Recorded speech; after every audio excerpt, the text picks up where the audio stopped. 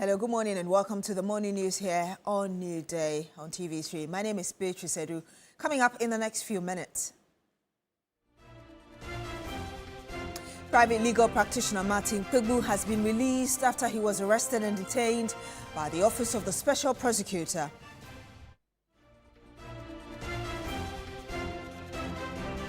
Also coming up on the program, brace yourself to pay more for water and electricity from January 2026 as Public Utilities Regulatory Commission (PRC) announces hikes in tariffs. Meanwhile, TUC slams government over new tariff increases. Much later on the program, the Minister for Education, Haruna Idrisu, announces that government will make education completely free for all persons with special needs from January 2026.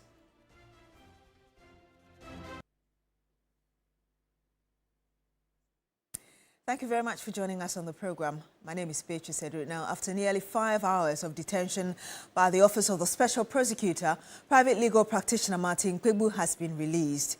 Mr. Pegbu was detained last night for obstructing an officer of the Special Prosecutor.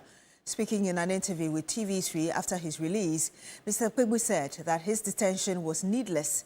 Martin Pegbu also confirmed that he had an altercation with a military officer at the OSP, on the back of which he was detained and subsequently arrested. He says that he will be presenting his petition to the President for the removal of the Special Prosecutor for his failure to prevent former Finance Minister Ken Ofori-Atta from escaping justice. I didn't do anything that deserves an arrest. So somehow it was like like a fairy tale. So my spirits were still up. I mean, when I was taken into custody, I was here to, be undressed, and then you do the custody gowns and those. So my spirits were still very high because I knew that I hadn't done anything wrong. Look, what they've actually done is that this is a suicide mission that Kissie Jabin's OSP has embarked on. Yeah, he can pretend he has nothing to do with it, but he's the head, okay? The one who called the policeman to arrest me, he's called Seth Ablomensa. He's the chief of staff at the OSP. He's the one who directed Mr. Opoku, the policeman, to arrest me, right? And what was it? You see, earlier on in the day when I went in there, I came out to grant an interview. So when I returned, then there was a soldier. Can you imagine? We'll come to what a soldier is doing at the OSP, performing police duties. We'll leave that aside. But when I got back into the OSP, then one of the soldiers told me, and by the way, they weren't wearing name tags. They didn't have name tags, and yet they were performing police duties. And there were two policemen too. So one of the soldiers told me that, but we allowed you to park. You see, the tone we allowed you to park was like, even parking was a favor. So I didn't understand. Next time when you come in here, we will not allow you to go out. So I retorted that no, he has no right to curtail my rights. In any event, I'm just there to help. Right? They said, come and give further information. I'm not under any investigation. I'm not a suspect. I'm not an accused person. So then I continued going. Then a colleague of his, another soldier, then shouted to me that next time I do that, I will see. That's what I said, next time. So that kind of threat, the Ghanaian English, next time you do that, you will see. In Ghanaian English, that means he will cause me some harm. You will see. There will be consequences, even if it's not physical harm, but there will be consequences. So I turned and gave him the same answer that no, he has no right. I'm not a suspect. Even a suspect, can you do that? So I said he had no right. Then next thing I knew, he said, I'm stupid. That's what the soldier said. The soldier said, I am stupid. Oh, of course. So I turned back and told him that he's also stupid. So we exchanged a few words. And then one of my lawyers pulled me for us to go in.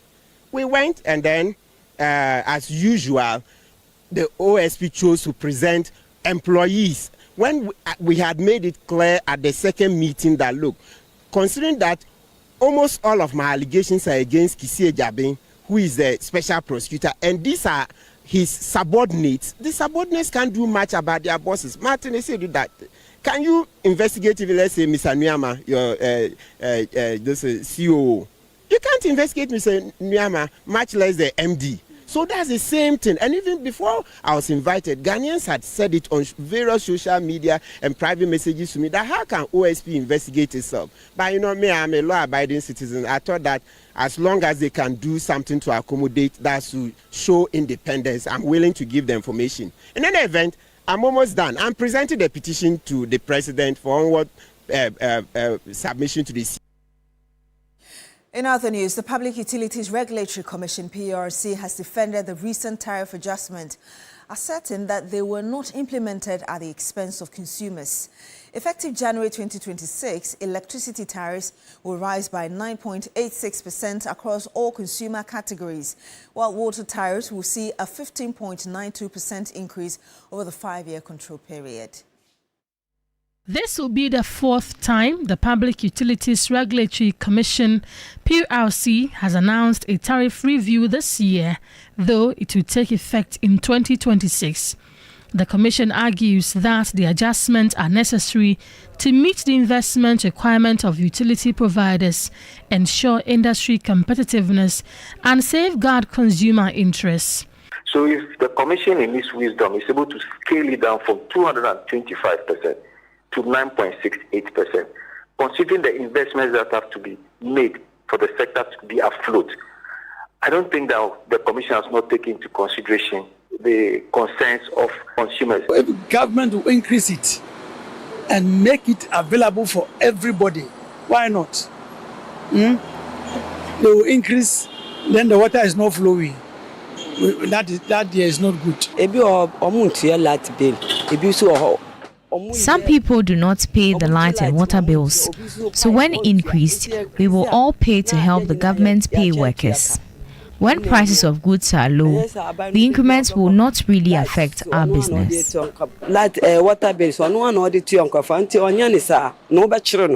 affects goods and services, whatever, because people who are also producing goods and services who use electricity may want to add the cost to the prices of their goods.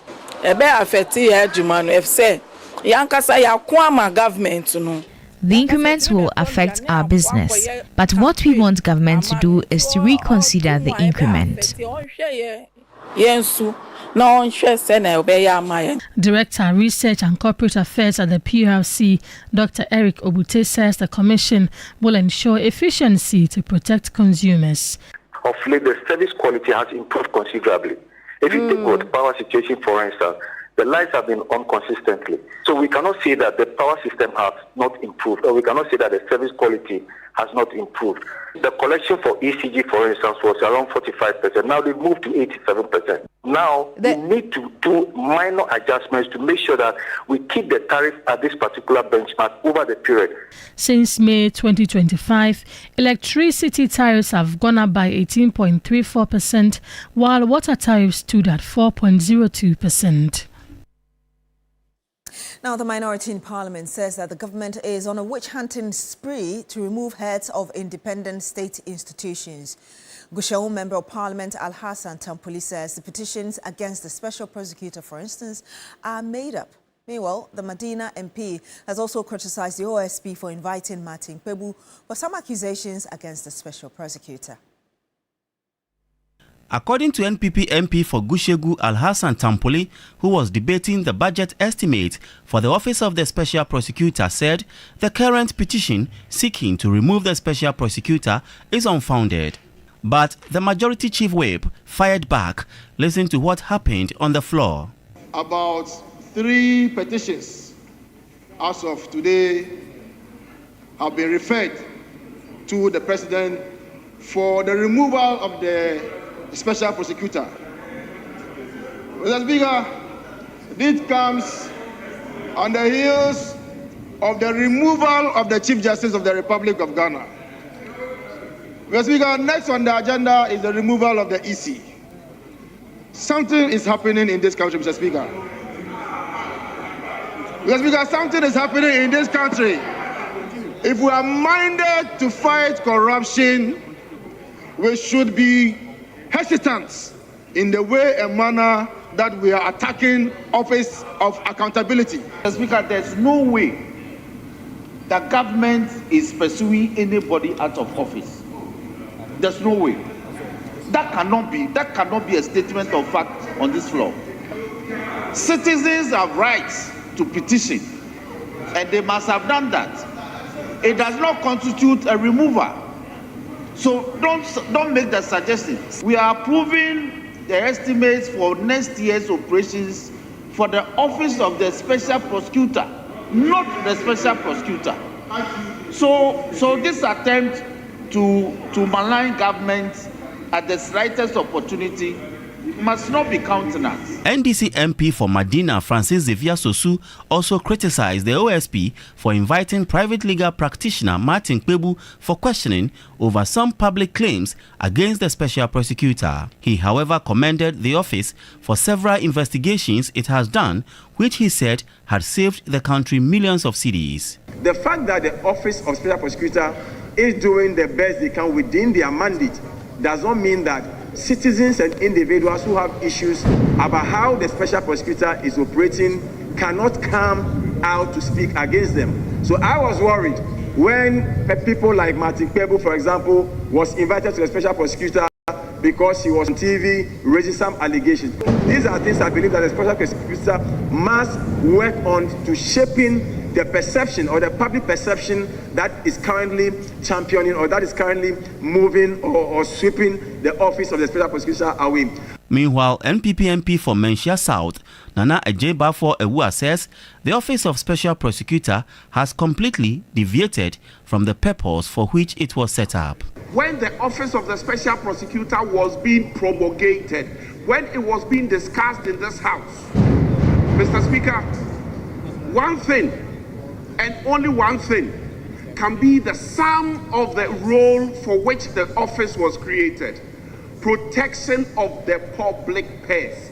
The office has deviated its course of protecting the public purse. Mr. Speaker, complete deviation.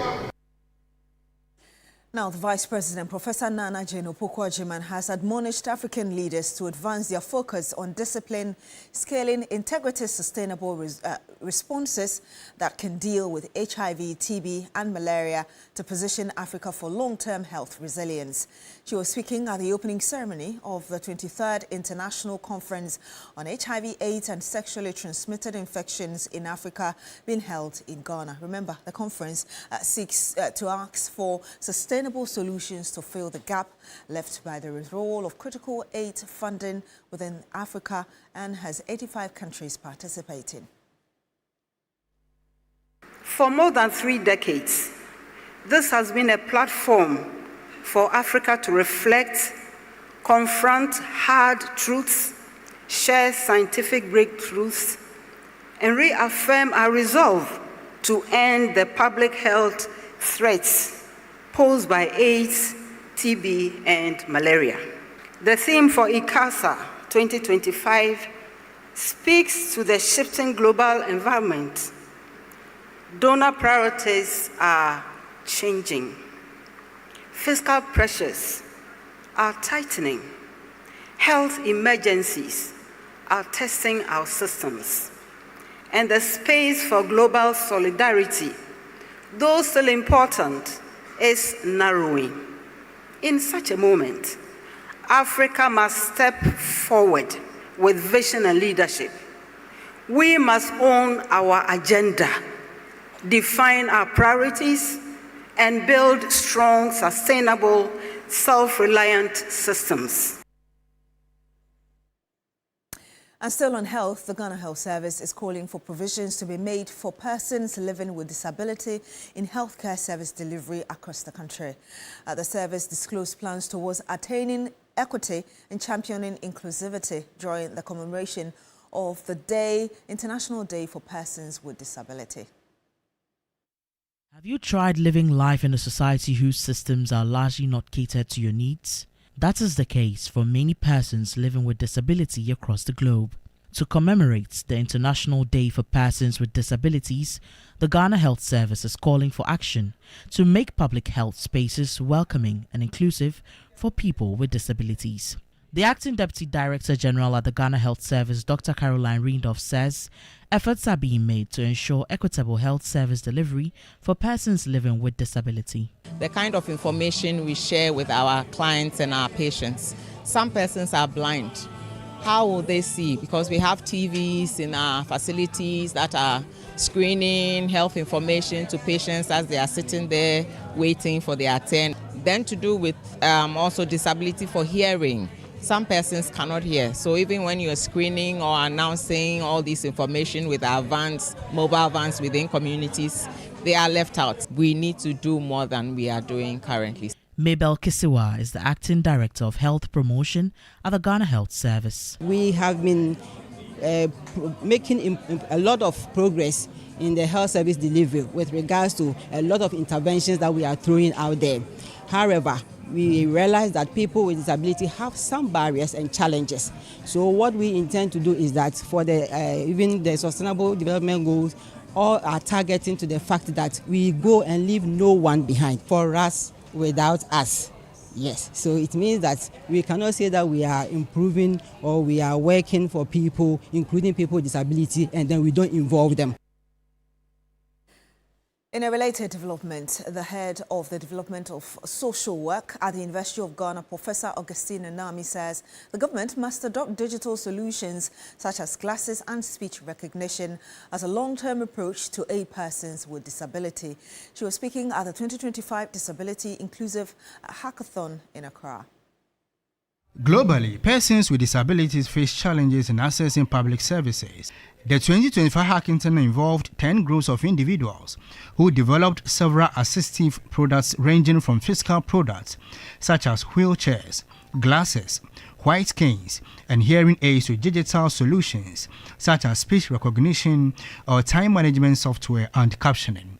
A professor at the Department of Social Work at the University of Ghana, Professor Augustine Nami, said the government must adopt these technologies to make life easier for persons with disabilities. What we have witnessed here today really attests to the fact that indeed technology can help address the challenges that persons with disabilities experience. The government and other stakeholders definitely will have to begin to look into how they can support technology that address issues of persons with disabilities. Joseph Abuaji is a coordinator for Inclusive Tech Group. The device works in a way that it detects objects in the path of any blind person. So in case the person using the stick is unable to navigate through where they are, it will immediately capture pictures and send it to their caretakers. Some participants of the hackathon spoke about their projects. The play parks in Ghana, they're all generic equipment, which is not making these kids accessible when they go out to play. So that is why we have come to stay. Now the idea of Ghana becoming more inclusive, so because of that, we are trying to create a platform where the single inclusive language that anybody can learn in Ghana, Ghanaian Sign Language, can be taught to both those who have hearing difficulties and those without hearing difficulties. Let's bring you some more here on the morning news. And 3 months after President John Mahama first visited the Ofankor in Sawam Road project, he has expressed satisfaction with the progress of work, assuring Ghanaians that he will not abandon the project despite plans to commence the Accra-Kumasi Express Highway. When you came to office, the distress that this road caused the public and the concern, you directed that the finance minister carry out whatever he can do to make sure this contractor is paid. Indeed, that has been paid. And I must say that the contractor has significantly worked, done a lot of work. And this is also part of the existing Accra-Kumasi Highway. So, Your Excellency, your big push is already yielding results, and we believe that you will leave a legacy that all Ghanaians will be proud of. Exactly 90 days ago, I was here because of the outcry from the traveling public about the nature of this particular stretch of road of Ofankor Sawam. When we came, we met a road that was moving at a snail pace, and there were many constraints associated with what was happening. But the major one was non-payment for work done for a very long time. And so, of course, I ordered the road minister and the finance minister to make sure that payment was made to the contractor. And so more than $70 million was paid to the contractor. And I promised that I'll come back after 3 months to come and see the progress of work that has been done. Today is exactly 3 months since I last came here. And I'm quite impressed with the progress that has been made. We've not abandoned this alignment. This alignment will still be available for road users, but we're going to invest in a new expressway that will take people to Kumasi faster than this old one has done. I'll urge the contractor to continue to push hard.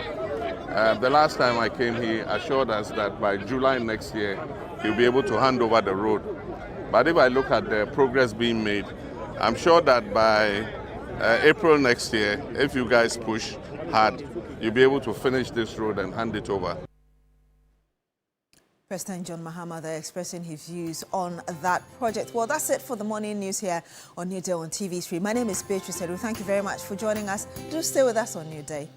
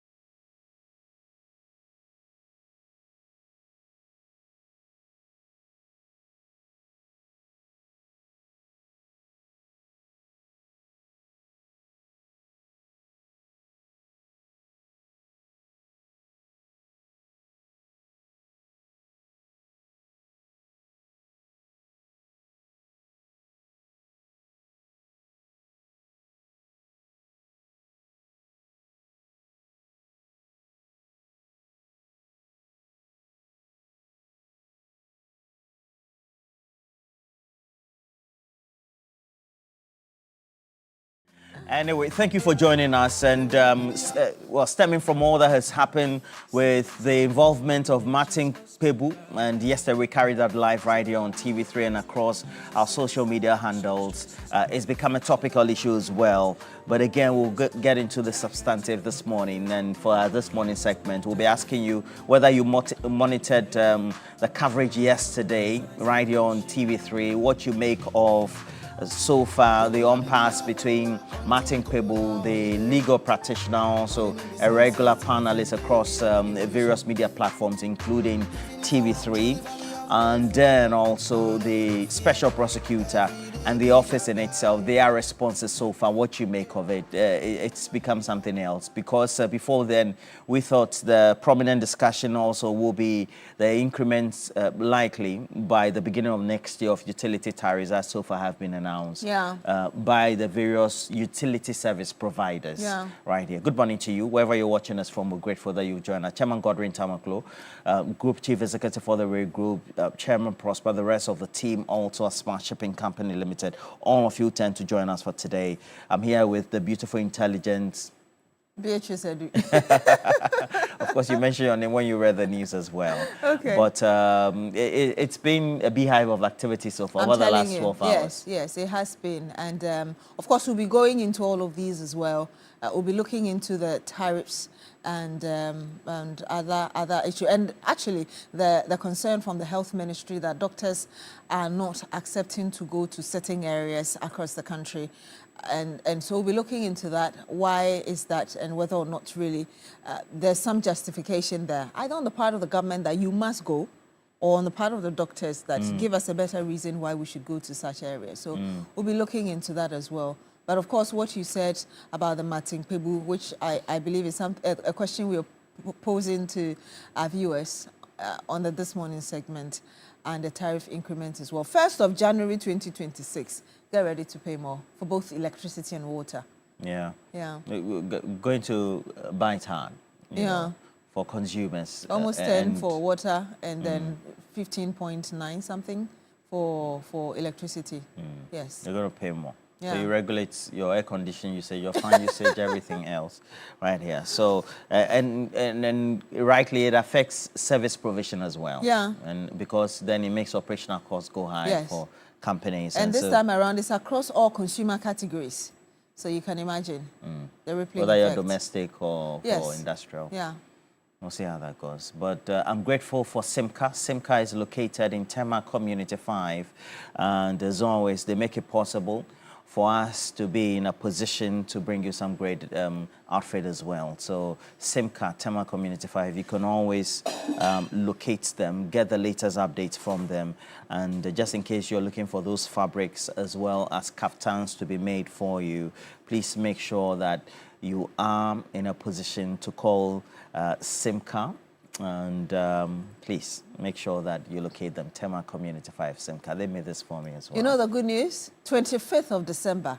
There's going to be Christmas Day. Yeah, a jackpot. Big one. There's a Christmas Day jackpot right here on TV3. 30,000 Ghana cedis. Cash out. Great. Going to how many people? I think 3 people. 30,000. The first jackpot that was done recently, or the recent one about 2-3 weeks ago, it was 3 people for 20,000. This time it is 4 people for 30,000. Christmas Day. You don't want to miss this opportunity. So you want to look forward to it. *439#, and I'm sure that as we draw closer, you get to know which of the options to select, so that you're able to win some cash. Fantastic. Make sure you tune in.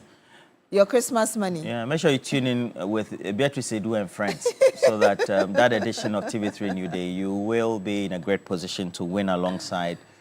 But today, yes, there's 10,000 Ghana cedis going to 10 individuals, 1,000 each. So keep playing, *439#. You follow the prompt, and you choose your favorite platform, which is right here on TV3, number 2. So if you want to get some more, as in get that 1,000 cedis, yes, keep playing, at least 40 times. Yeah. And you see your number pop up. Well, certainly. We have to go to This Morning segment, but yesterday we missed a big birthday. One of our loyal viewers and the family, and that is Engineer Asamoah Chum. He lives in Ashongman. We miss his birthday. Happy birthday to you, sir. Happy birthday to you, Engineer Belated, Asamoah but Chum. yes. Yes. And yesterday evening, he was having some quiet time with his family as well. That must be lovely with the rain and the cool weather. And yeah. Oh, but the rain was late. No, the rain started around 5 p.m. there-ish. Okay. Yeah, it was very heavy. In here? Okay, in Tama. On the Mahama Road. I was in traffic then. Fantastic. And the thunder and all of that. Upper residential livers. Fantastic. Or you were in traffic in the Mahama Road? Yes. Going to your home? Okay. No. Yeah, but it connects. Oh, okay. Yes. Fantastic. All right, let's leave it at that. So we have this morning segment. The question for you: what do you make of the increment in electricity tariffs? 9 point something for electricity so far. So it's 9.86%, and then also 15.92% for water, and it's effective this January, just next month. Yeah, all right. The 1st of January. And then also, if you monitored our live coverage the whole of the evening, Alfred Okanse in the mix then Martin Isiedu on the ground, having the interactions just at the frontage or at the presence of the Office of the Special Prosecutor. What you make of currently of the situation that we're having at our hand. So the Special Prosecutor says that Martin Kpebu has questions to answer based on allegations he had made, and subsequently also the responses from lawyer Martin Kpebu as well. So you can put all together. So we're having a jackpot, a potpourri of issues. We started the jackpot. Yeah, yeah. All right. So it's up next.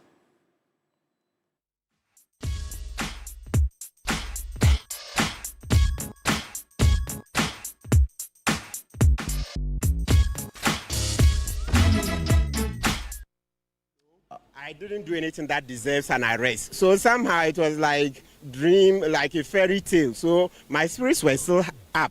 I mean, when I was taken into custody, I was here to, be undressed, and then you do the custody gowns and those. So my spirits were still very high because I knew that I hadn't done anything wrong. Look, what they've actually done is that this is a suicide mission that Kissie Jabin's OSP has embarked on. Yeah, he can pretend he has nothing to do with it, but he's the head, okay? The one who called the policeman to arrest me, he's called Seth Ablomensa.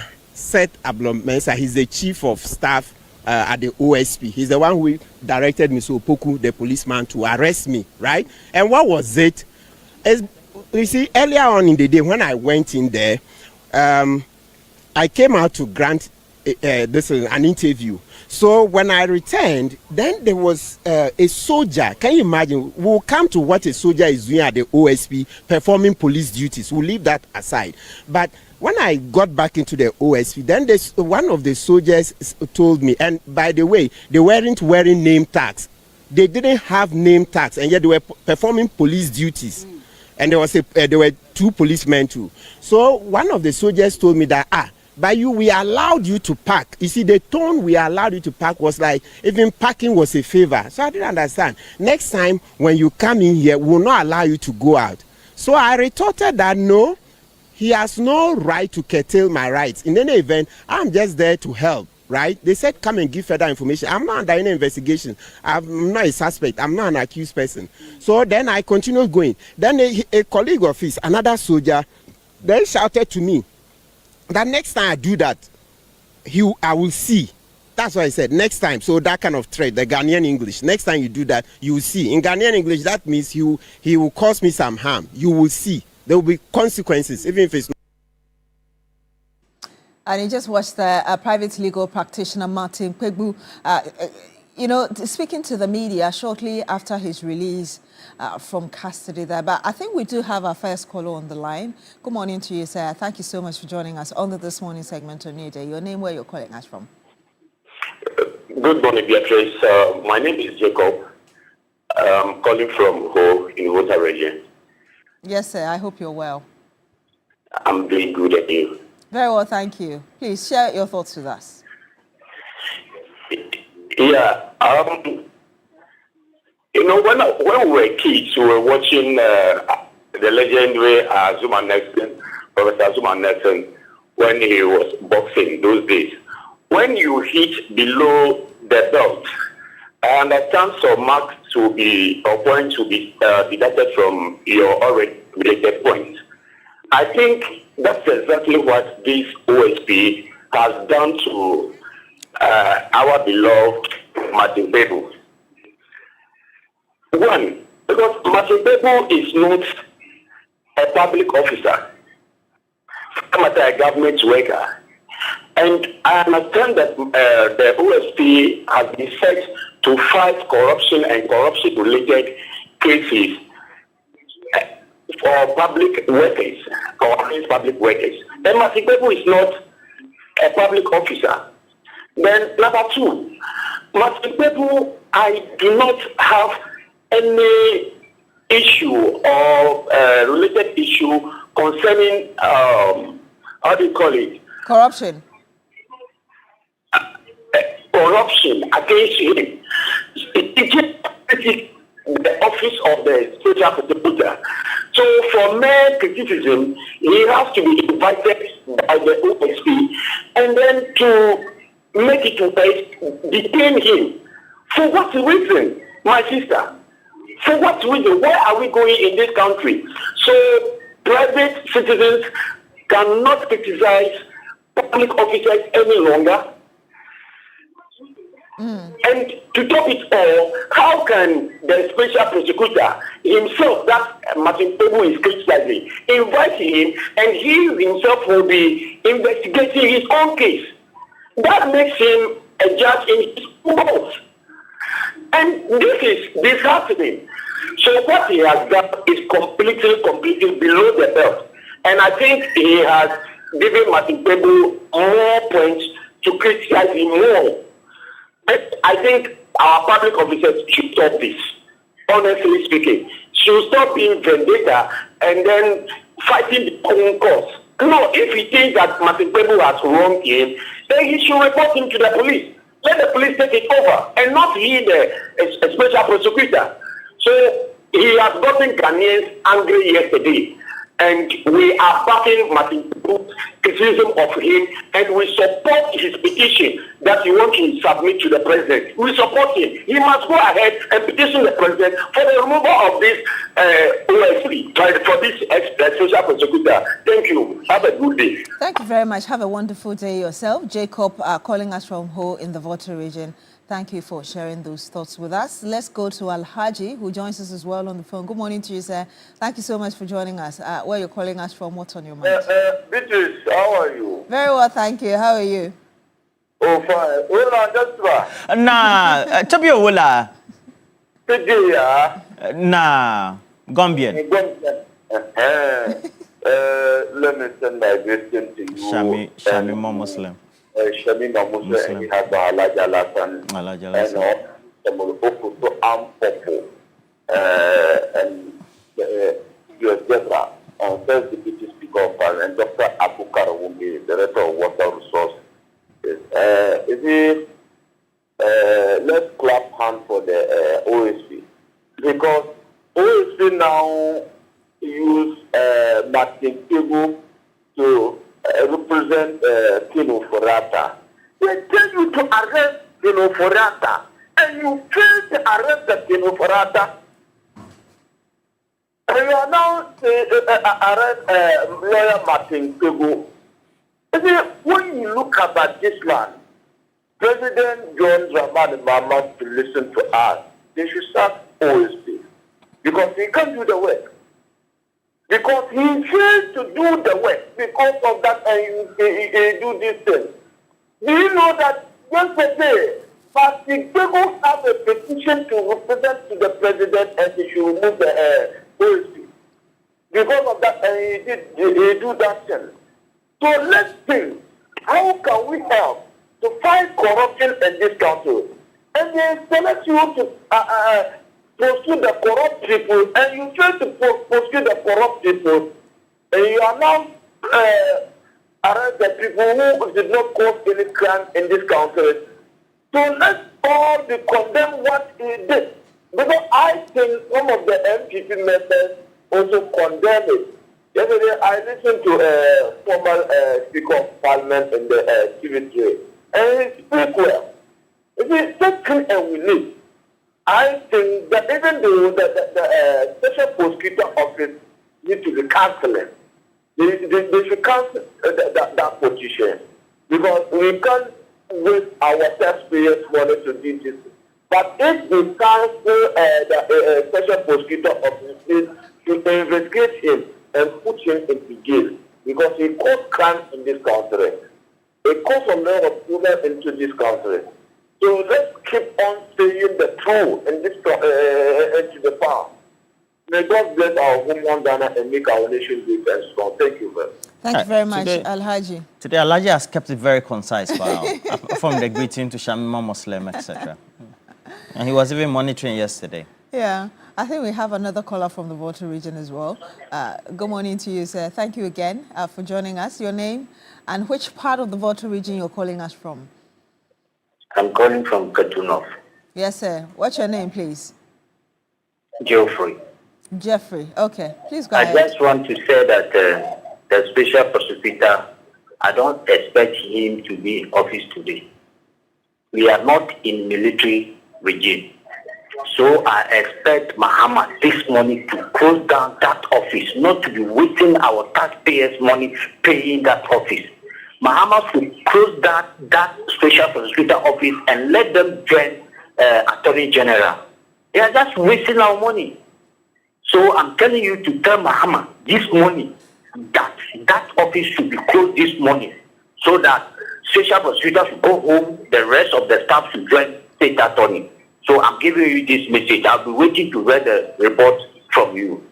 Thank you. Thank you very much. Jeffrey calling us from Ketu North in the Volta region. Yaya joins us from Tamale in the northern region. Good morning to you, sir. Thank you so much for joining us. Tell us Good morning, madam. Good morning. Thank you for the opportunity given me. Let me extend my greetings to my party leadership. Made by Harma Idrisu and then my Senate Central Professor Ali Dubanma. You see, this is the beginning of the end of the special prosecutor. The allegations against him are now beginning to magnify the whole thing that people have been talking about here. But, in fact, his authority is not up to him to invite Martin Tebo at his office. Even the fact, the petition that he was even going to present to him there. In fact, is it that somebody is coming to receive it on behalf of whether for Tito or who? Because when he signed it there, in fact, there was no one to sign it to. So everybody should know the rules and regulations governing in his own office. So if somebody is making about you and different people are going to investigate the person. Not you yourself or not your voice. But Ghana, we have to set the rules clear so that everybody will know. We, the members, will learn more about how the rules and regulations are going to follow. So I'm appealing to let other officers, anytime that they make allegations about your office, follow the rules and regulations so that then we, the learners, will learn more and also participate in one day. Because we, the ADC, is trying to reset the country, and we are going to reset every sector in this our country. It's not about the judicial review. Everywhere. Look at the good work that we are doing now. But whether they like it or not, yes, we do very well to the extent that 10 months in government, look at the wonders that we are doing. Everywhere is going on. Smoothly. But the doctor is still coming one by one. So the youth who are not yet getting employment will get something better. Have a nice day, sister. Have a wonderful day yourself. Thank you very much, Yaya, calling us from Tamale in the northern region. Sani joins us live from Wale. Wale, good morning to you, Sani. I hope you're well. Good morning. Good morning, madam. How are you? Very well, thank you. How are you? Oh, I also are doing well. Wale is fine. Everybody is good. I just want to greet the good people of Wale. That they always listen to our show. And to say that what you call it, the special prosecutor did yesterday was totally unnecessary, and you could have avoided that. It's like the man has forgotten of the core mandate of his office, which is to investigate corruption and it-related activities. So if someone criticizes you, it is not corruption. Okay, maybe the person is doing that so that you will improve upon your performance. You will deliver the reason why you were put there. So if Martin said that, oh, you allow Ken Afore-Atta to lead the judicial of this country, and we all saw it, and he himself even came out and said that at the time that Ken Afore-Atta was leaving the country, he was aware, he was in the know. So if somebody repeated that, I don't think there's anything wrong with that. Okay, so he should have just taken it, in a good one, in a good shape, okay, and then make sure that he improves upon what he's doing there. But you want to arrogate power to yourself, okay, and then try to show him where power lies. I think that is not, the right thing, because currently Martin Kpebu is the star boy for this country. Everybody likes him.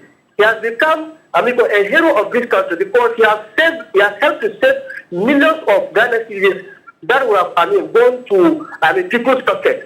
So everybody likes him. So when you want to show him where power lies, I think that is where I have problem with. So, but I don't want to say that it should be a basis for the removal of that man. Okay, I think that he must sit down and reflect upon his work and make sure that he arrests the former government officials who have looted the monies of this country. We want the money to do things. For instance, we want good water. We want roads. You understand? So I don't think why you should be allowing those people who spend our money to be working on the streets of Accra and other parts of this country. We want the money to do other things. So I think that we should forgive him, and he has to also apologize to Martin Kpebu. He should apologize to him that what he did to him yesterday was not the right thing. I think Martin Kpebu will forgive him. Other than that, we, the good people of this country, will come out and demonstrate against him for what he did to Martin Kpebu, because we like the man, we like the way he's doing. Everybody, even the opposition, like what he's doing. So he should apologize to him. Thank you very much. Thank you very much, Sani, calling us from Wali Wali, and for expressing your views with us. Well, we have a couple of comments coming through. This one is coming from Osei Kwame Boateng, who is also indicating that, look, I know that a lot of people have problems with the office of the special prosecutor, but Kisia Jabing is experienced enough to occupy that position. I don't think he has to be removed because there are stated grounds in the OSP Act on which somebody who is a special prosecutor could be removed. So that argument should be thrown to the dogs. However, I think that he has to conduct his actions and activities in a way that he will get public support and buy-in. Negative public opinion will make his work difficult. So far, so good. All sides need to come to the table and negotiate and discuss, and then we can have some peace or truce. So Kwame Boateng there. Kofi Kwating in Kuku says, what happened to the what happened at the OSP office could be likened to a policeman who thinks you are taking his girlfriend for him. He continues, if you unfortunately get a case and are sent to a station, he will use the power he has to show you where power lies. I see Ajabing as a temperamental person. You can hold such a critical and important, you cannot hold such a critical and important office with a temperament issue.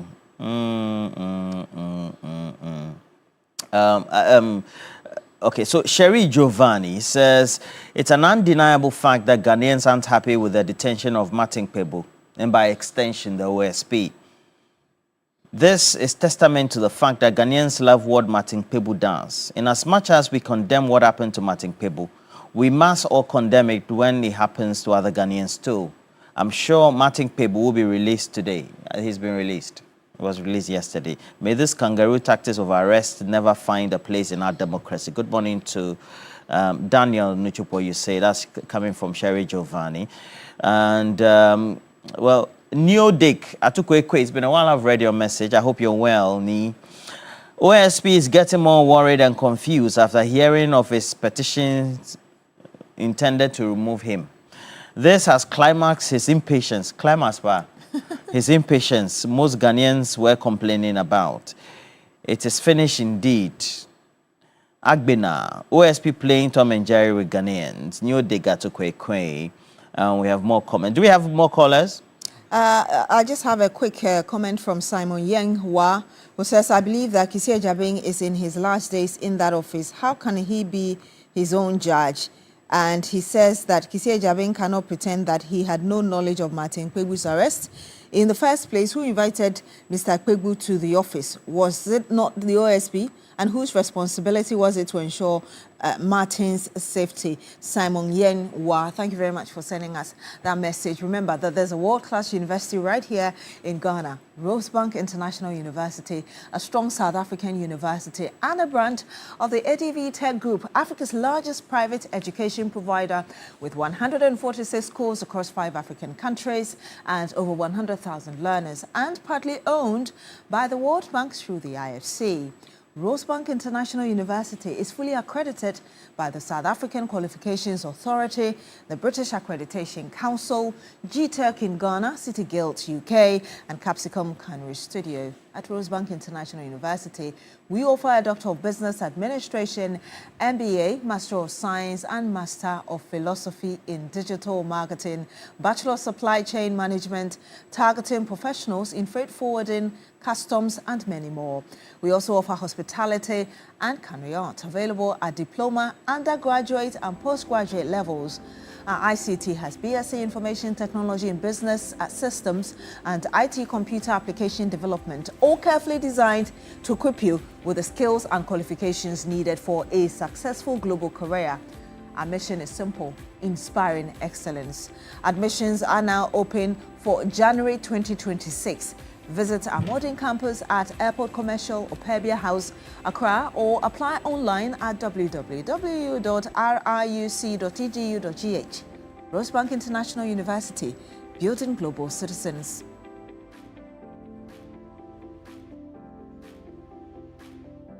Remember that the numbers are displayed on your screen. Still call in and share your thoughts with us on what is on the table this morning. But whilst you do that, we're giving 10,000 Ghana cedis to 10 individuals. You want to be a part of those who would win at least 1,000 cedis. So remember to dial *439#. You follow the prompt, you pick your favorite platform, and you know it is your favorite platform right here, TV3, which is number 2. Yes, so keep playing *439#. Follow the prompt. Pick your favorite platform, TV3. Fantastic. Wow, I have a couple of messages. Master Planner, be online.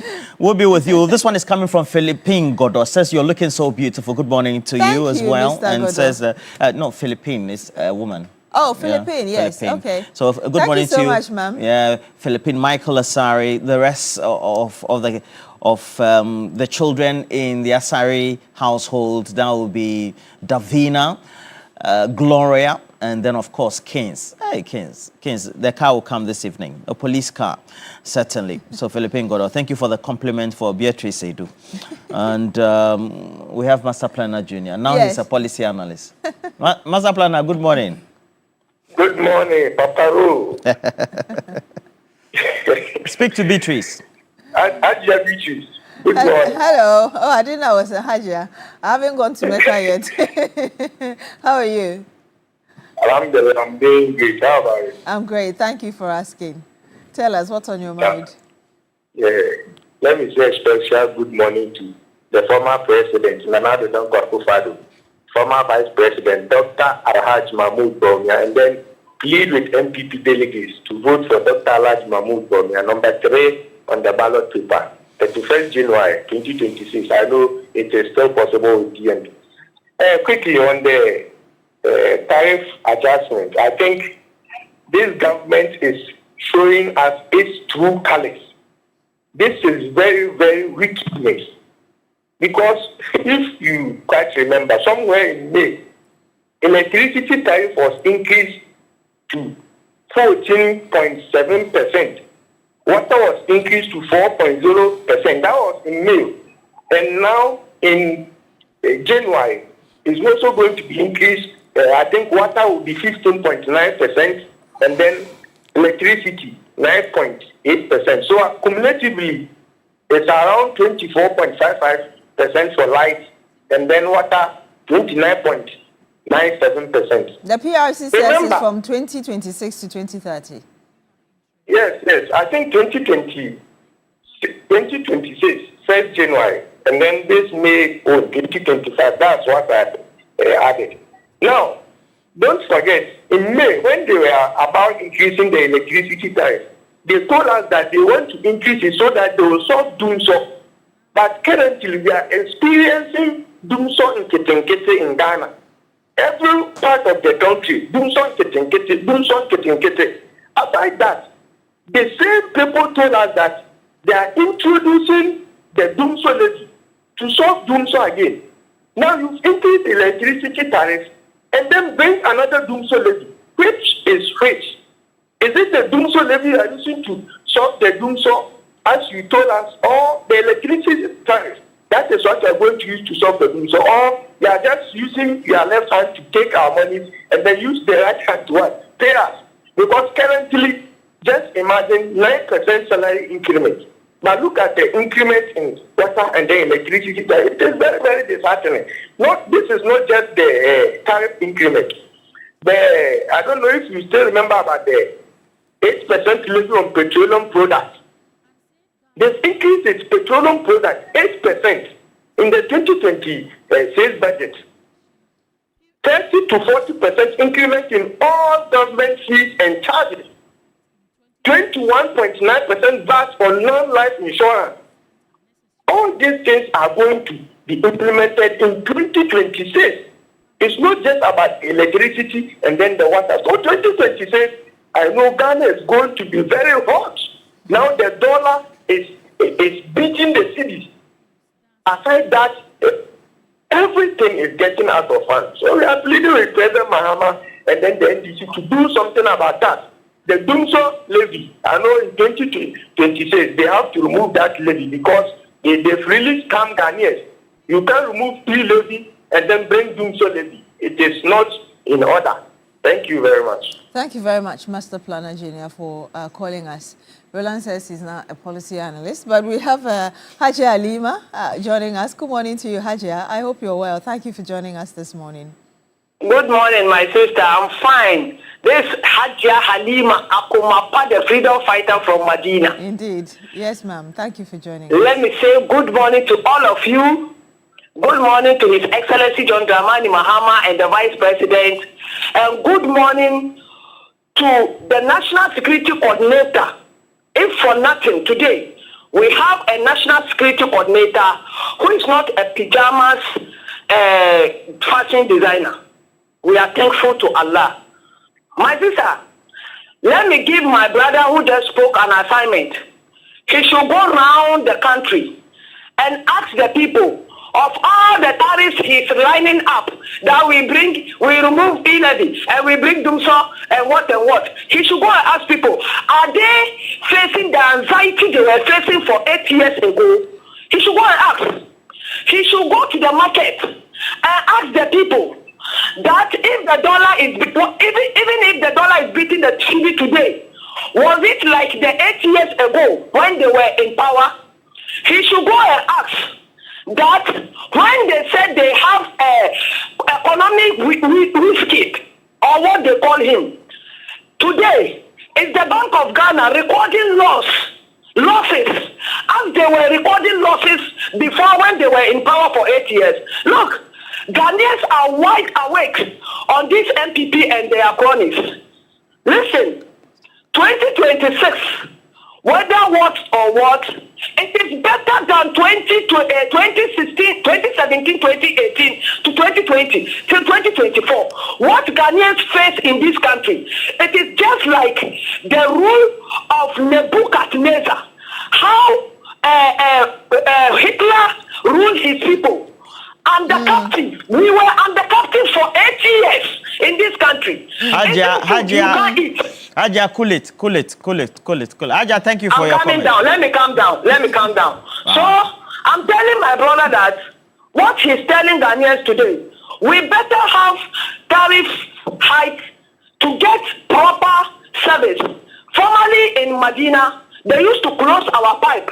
Every week they will give us closing, Wednesday and Sundays. Now If they close this week, next week they will not close because of Aban Papa. So we will pay more to get more good service than to pay for somebody to be bouncing with it in the sky, than to pay for people to take those monies and big mansions just in 2 or 3 years in power when they give them positions. My final advice is to our appointees, leave a legacy that whatever the MPP will say tomorrow, they can match you. Ajia, thank you. Ajia, thank you. Ajia, thank you. Ajia, thank you. Ajia, thank you. Ajia, thank you. To enjoy the country. Thank you. Hey, Ajia. Medina, constituents. Yes. Thank you very much, Hajia, for calling in. We have another caller from Tamale in the northern region. Good morning to you, sir. Thank you so much for joining us. Share with us. Good morning. Good morning, sir. Madam Mistress and Paparo. Good morning. And your viewers across the globe. My name is Prince Nasser Isaac. I'm calling from Tamale. Yes, sir. But, yes. With regards to this topic that you table on, one of my brothers calling, and you know, MPP, they are communicated, they don't have shame in their faces. Because looking at the way you people were governing this country, the kind of holes that you dig into our economy, we just came one year ago. You want everything to go on smoothly. You can't be so.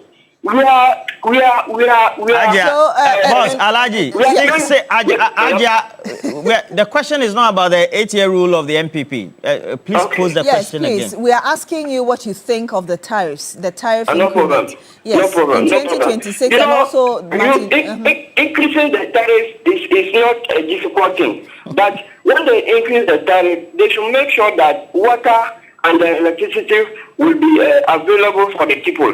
Because in the northern region, some areas, they will go and take their money, but the water will not be flowing. Especially, the water is our main problem. So when they increase it, they should make sure that water is available for the people. Because some of them, they will open the taps in the evening time.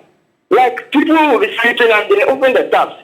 Until the people wake up, they will close it again. We don't want it like that. So if the tariffs increase and there is available of water for the people to be using, it is very necessary. But I'm telling people that when we increase tariffs, we make sure that we reduce some goods and services so that the people will not feel it as compared to your regime. Because nowadays, in the northern region, when you want to buy a bag of maize, it's not 250 Ghana cedis. But in your time, it was 600 cedis, 700 cedis. So you can't compare your regime to our regime. We will increase on tariffs and we'll make sure that we would do something so that it will not be go hard on the people who are going to use it. So I thank you very much for opportunity. Good morning. Thank you very much. Good morning to you as well. Please, when you call in, ensure that you're giving us your view on really what is on the table so that we are not doing a comparison of MPP and DC. Just tell us what you think of the increase in the tariffs for both water and electricity, and of course what we're talking about earlier regarding Martin Kpebu versus the special prosecutor. I think we do have another caller. Please tell us your name. I believe you're calling us from the Greater Accra region right here. Your name and which part of Accra you're calling us from. What's on your mind? Hello? Okay, so we have a couple of messages. So I'll quickly just go to some of the... Okay, we have a caller. It looks like he's joined us. Hi, good morning. Hello. Hi, good morning, sir. We can hear you. You are Inusa. You're calling us from Accra? Yes, Hamza Inusa. Okay, Hamza Inusa. Which part of Accra are you calling us from? Oh, I'm calling from Kasua. Kasua. Okay. Please share with us what's on your mind regarding what we're discussing this morning. Hello, Hamza. It looks like his connection is not that good. But if you're able to call back and get through to us, yes, that would be great so we can hear your thoughts. All right. So I have this one from Bonti Benjamin. The killer increment across board outweighed the 9% salary increment of workers, and it will be difficult for Ghanaians to survive in such an economy. Bonti Benjamin giving us the latest message coming through. And this one is coming from Martin Kwame. Sylvia says, the bizarre arrest and detention of Martin Pebu is the last straw that has broken the back of the special prosecutor. Okay, and all right. And then Randa Shah. Randa, good morning to you and the Charles. Says the OSP called for the arrest of lawyer Martin Pebu on purpose. He did that to prevent them from submitting the petition. But whether he likes it or not, it will be presented, hence his removal, because the fact that he watched Ken Ofori-Atta leaving the country, you say it's a crime. And when we, the people of Ghana, are not happy about it. And you're saying that we should have a good morning as well. And we should ask the callers also to stick to the topic. Thank you very much. Yebo Backman of the United Party. Good morning to you, Yebo Backman. It says that, good morning to you, Beatrice. So the establishment of the OSP was superfluous and as wasteful as the National Cathedral project. Oh, haven't heard this word in a long time. It has to be scrapped. The office has to be scrapped. Yebo Backman. Hey.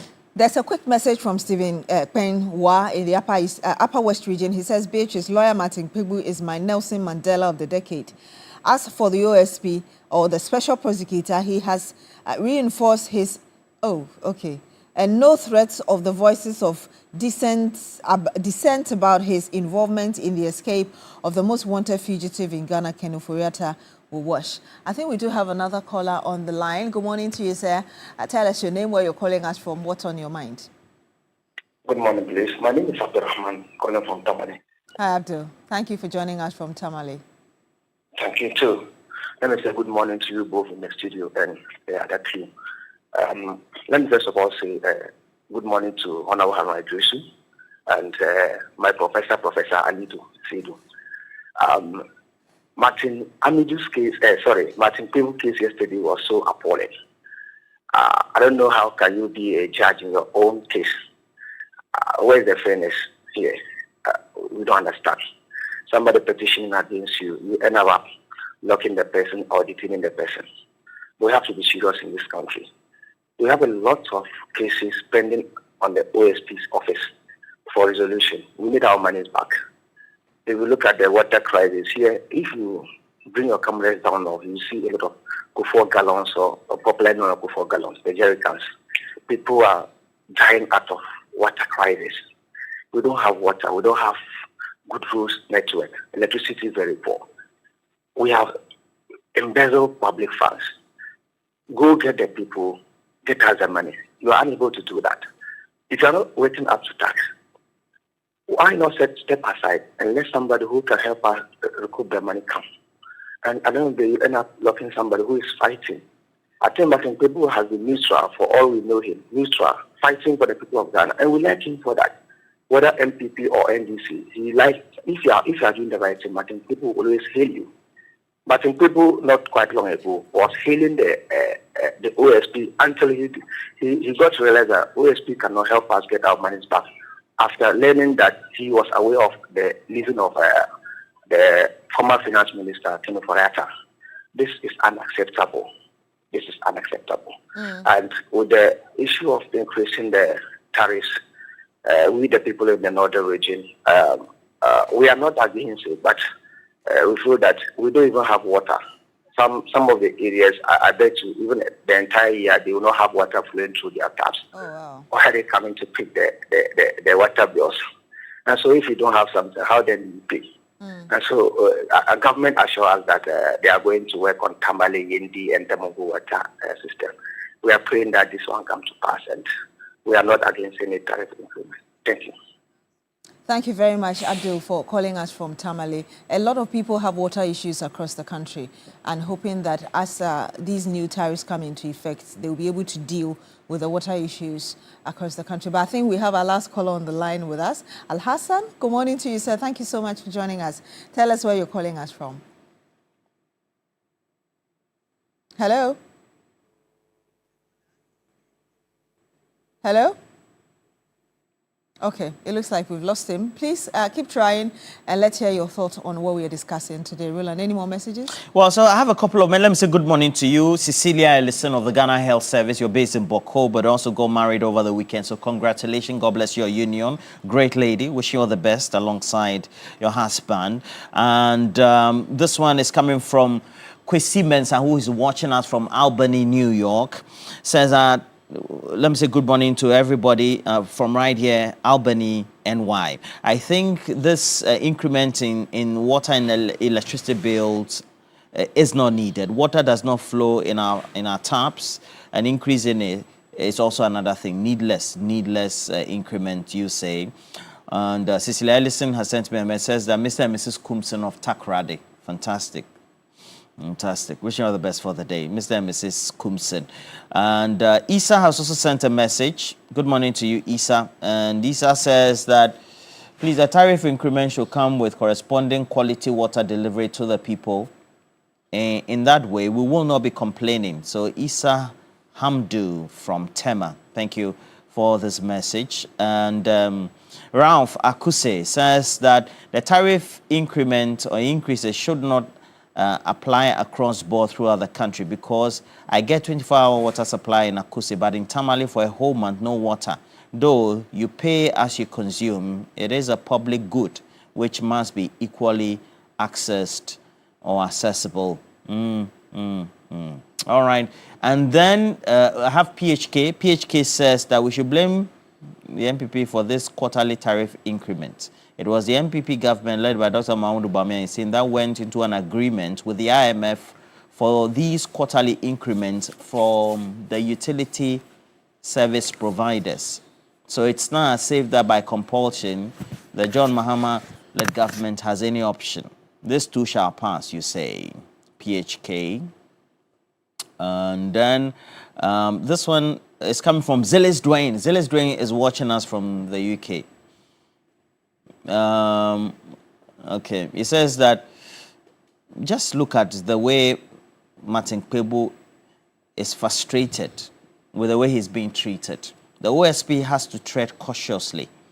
Since he came to office, he hasn't achieved all the indicators that Ghanaians were measuring him by.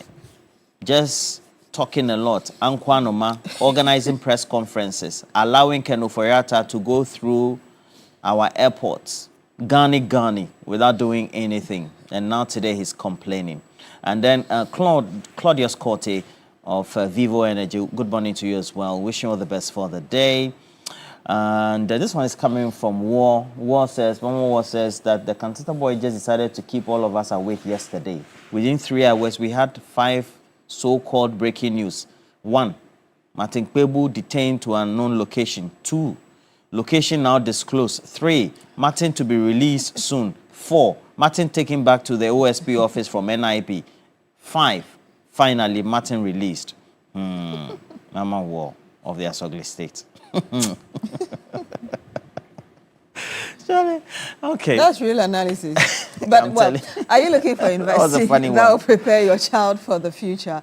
Then Academic City University is the best choice for you. At Academic City, we do not just teach, we nurture creators, innovators, and leaders who shape tomorrow's world.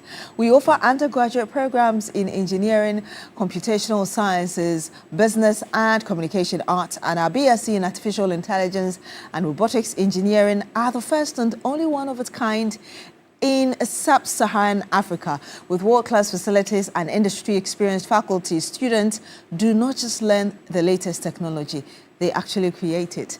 And for working professionals and young graduates, we have got you covered as well with our MSc programs in cybersecurity and data science analytics, as well as our professional certificate programs. At Academic City, our programs are practical, relevant, and future-focused. Call us now on 026-269-3870 or visit acity.edu.gh for more information. Admissions are now open. Academic City, make your mark. If you're in the city of Accra, please, you can also join us. But in Tema, I have Alhaji Jibril of National Security. Good morning to you. Let me also say good morning to Edmond Combat of the Tema Oil Refinery and all those who tend to work at all. Wishing you all the best for the day. Sheikh Abubakar Ali Napar, he's the president, CEO, founder, executive director for the Light Foundation. He says that I want to congratulate Martin Kpebu lawyer, for fighting for Mother Ghana. I like his strength and resolution to be part of the Ghana struggle and fighting spirit as well, which gives indication that there's light at the end of the tunnel. This is what we all need to do. Put country first before anything else. Sheikh Abubakar Alina Pari. Good morning to you, Sheikh. It's been a while we've talked. All right. And we have more comments coming through as well. So we'll just wrap up with a couple of them quickly. This one is coming from Landlord Burger D Line. Go catch thief. You know catch him. You turn your back, go catch the man where they shout, thief, thief. So who be the thief with them no catch up? Isaaku. All right, so we have to go for a break, right? Yeah, we do, yes. But before that, imagine a truly super exciting event that brings the family together just to play, learn, eat, drink, and have incredible fun. That is exactly what the Family Fun Day promises, powered by Cerelac and brought to you by 3FM 92.7. The event will be more fun than you can ever imagine. There will be more games that you can ever play. A kiddo zone, pampering lounge for parents, family, challenges as well, performances by some of Ghana's most entertaining artists. Lots to eat and drink and countless Cerelac goodies. The Family Fun Day is scheduled for December 5th, 2025 at Good Park. It's just by the Accra Mall. So get ready for a full day of laughter, games, music and memories for the whole family. To register for a concession to sell food or drinks, call or WhatsApp 053 1100 926 or 0532 200 927. Family Fun Day powered by Cerelac. Brought to you by 3FM 92.7. Familac 2025. Cerelac. Care for them. Count on us. 3FM. Turn your urban lifestyle radio on. Stay with us. We're back with some more.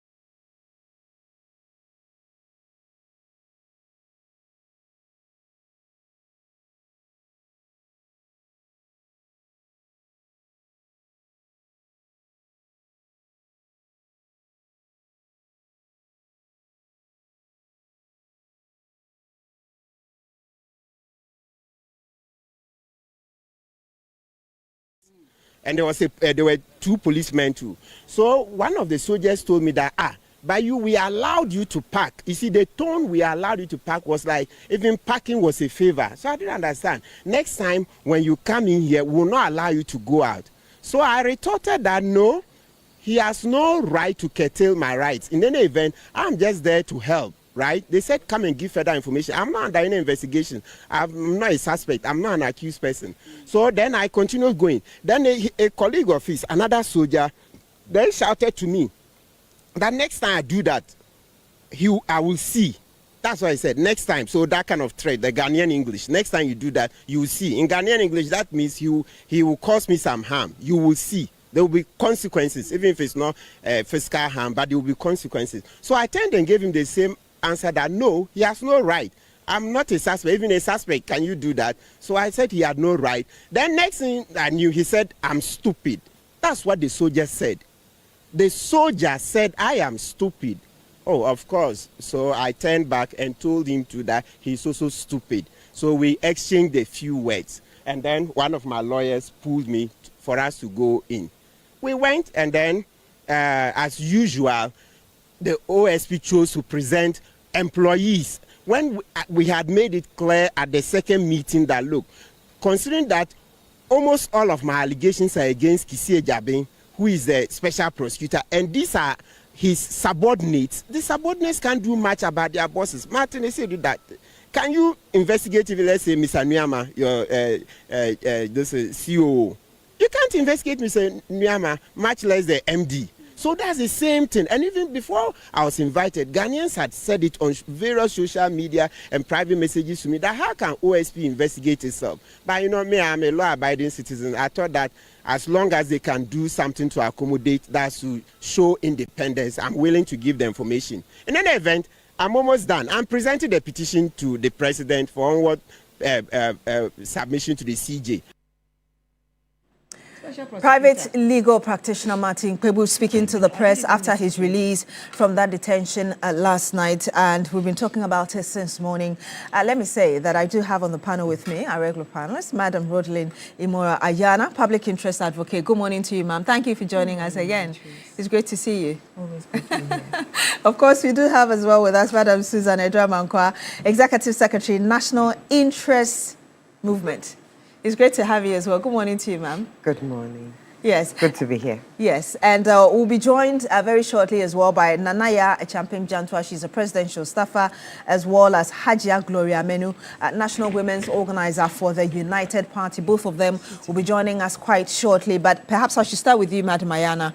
The back and forth between the special prosecutor eventually leading to the detention of Martin Kpebu, a change of venue in terms of where he was detained, and then his release late last night. Good morning to our cherished viewers this morning. So many things are happening in Ghana at the same time. Sometimes you don't even know which one to look up for.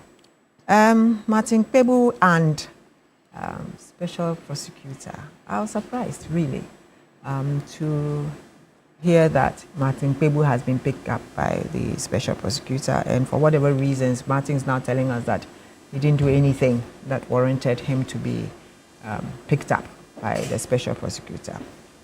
I think that the special prosecutor is hitting the wrong, head, because we are sitting here, we're waiting for you to go and bring Ofuriata, and you are looking for Martin Kpebu, whose name is not even mentioned under any case. I don't know why the prosecutor did what he did, the special prosecutor did what he did. But if someone advised him, then he was ill-advised. I mean, I don't see Kpebu, like so many other people, have been calling for his head. Then he might as well come and take all of us, because we are all calling for his head. And for good reason, because for me, I don't see why he should be there if he cannot bring Ofuriata. Is it a small fry, Martin Kpebu, that you are going to look for? Martin Kpebu hasn't done anything, you understand? And you cannot gag Kpebu. No way, he's not going to be able to gag anybody in this country. There's free speech in this country. We will speak when we want to speak, and if he can't take it, then he might as well just resign. You understand? But to think that he's going to arrest Kpebu and therefore put fear into the rest of us who communicate it's neither here nor there. So sources within the special prosecutor claim that Mr. Kpegbu has refused to cooperate with the special prosecutor and that office. He has also been misinforming the public. They also have a challenge with the fact that he always wants to talk to the media before and after his interactions with the special prosecutor. Is there anything wrong with that? He's free to talk to anyone after his encounter. You understand? He can talk to anyone. He can decide. If the special prosecutor has any specific thing against Kpegbu, he should bring it out. What did Kpegbu say? That he thinks that Kpegbu made a mistake or Kpegbu has... Please go ahead. You know, so I'm just wondering what it is that, you know, Kpegbu has done that warrants for him to be picked up. Yeah. So, I don't know. I think that the special prosecutor needs to have a rethink.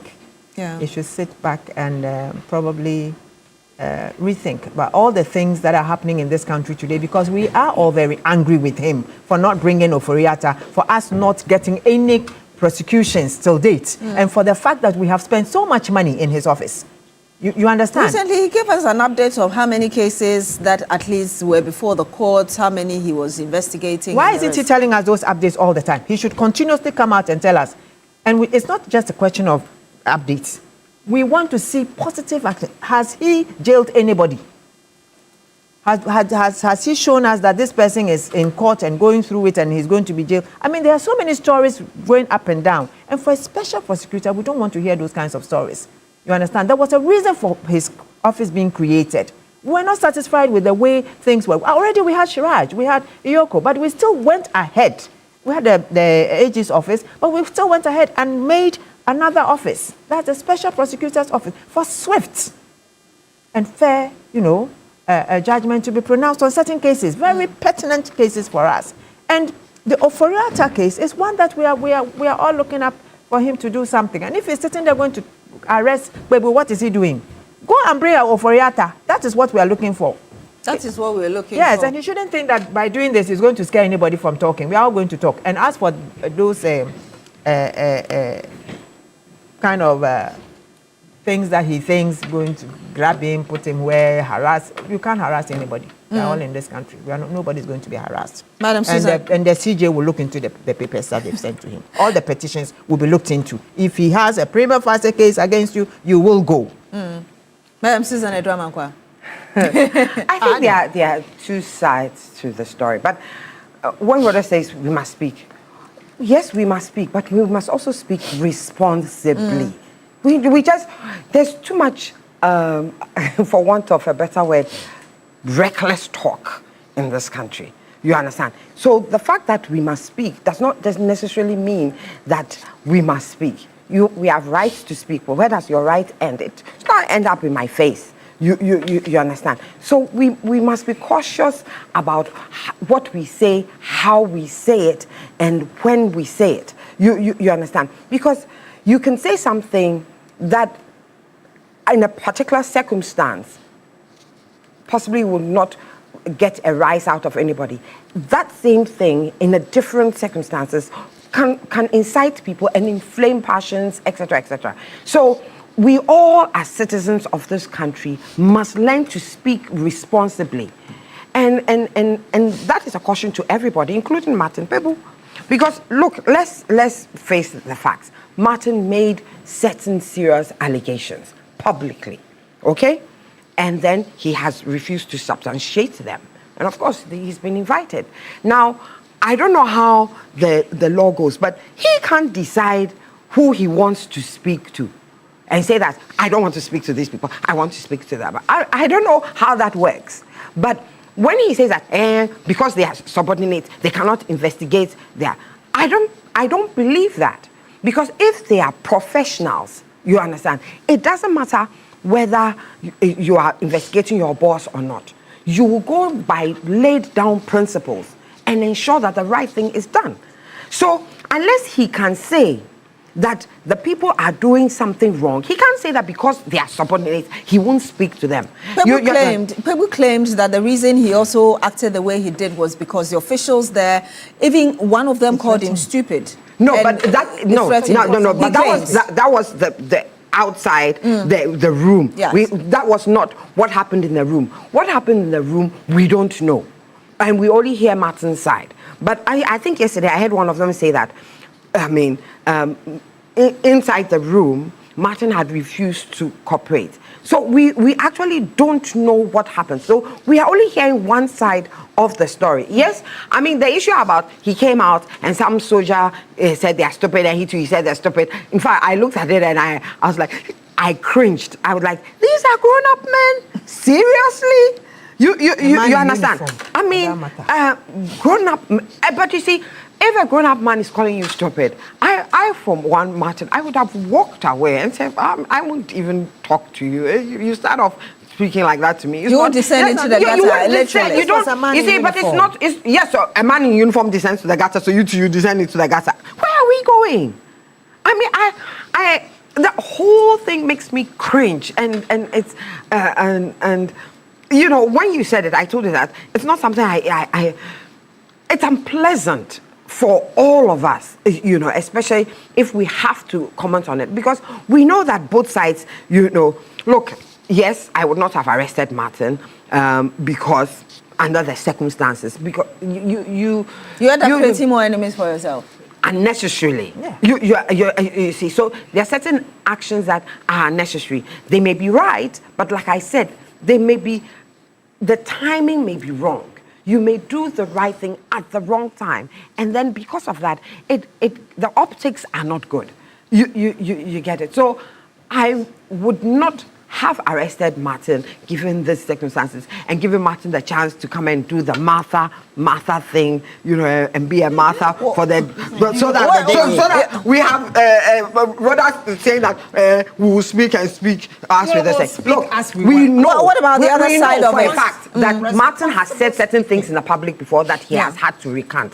This is not the first time he has spoken that way. You understand? And so for somebody who has the record of saying certain things that he has had the opportunity to come and recant or apologize for, you are a little cautious about the wholesale defense of anything that he does. What about the other side of it? That, okay, if we think that we've had enough of what you've had to say and how you're behaving, we should let you know that you can't go beyond certain limits. Let's show you that we also have the power to arrest you and to ensure that we put you in check, as it were. Well, I mean, that is there. But power must be handled properly. You understand? You may have the power. I think that is the responsibility of states to recognize that the state has enormous power.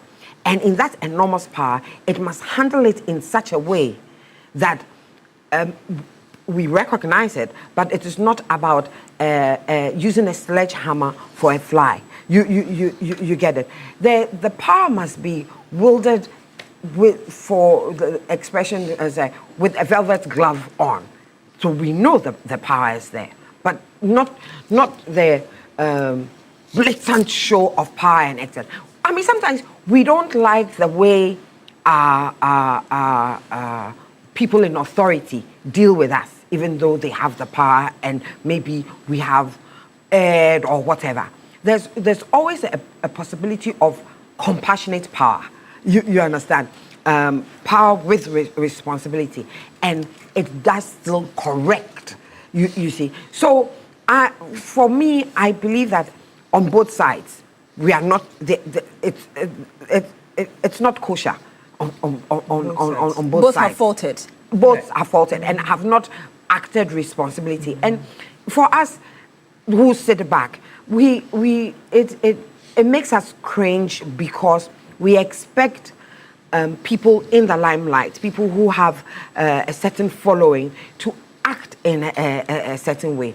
And we are not getting that, and I don't think that is proper. That is not proper, you say. Let me acknowledge the presence of Nana Yai Champim Jantua, presidential staffer. Good morning to you, ma'am. Good morning. It's great to have you join us as well. Great to have you too. Your hair is nice. You're looking beautiful. Thank you very much. What happened last night? That you are growing like this. Nanaya, where are you going with this one? Nothing. I'm asking you what happened. Like, maybe she slept. You told me you slept Thank well. you very much. Thank you. I slept well. Yeah. I slept well. I prayed. Yes, all of that. Let me see. Slept well last night. It was a good weather. Yes. Yeah. And it's still. Yeah, it's still great, yes. It's quite cool out there. Please, share your thoughts with us. Martin Kpebu versus Special Prosecutor. Good morning. Good morning to your viewers. Good morning to everybody. Me, I love Martin. So you're already biased in that sense? Why won't I be biased? I love Martin Kpebu. And I do not agree with Susan that Martin was reckless. He was speaking his mind. And besides, I was taught in school, defamation, libel, at that time. When I was in school, it was criminal. Now it has been decriminalized. So you can speak. So you can speak. But you speak, liberty comes with responsibility. No, but are you saying you was responsible? Yes, because you see, you can speak.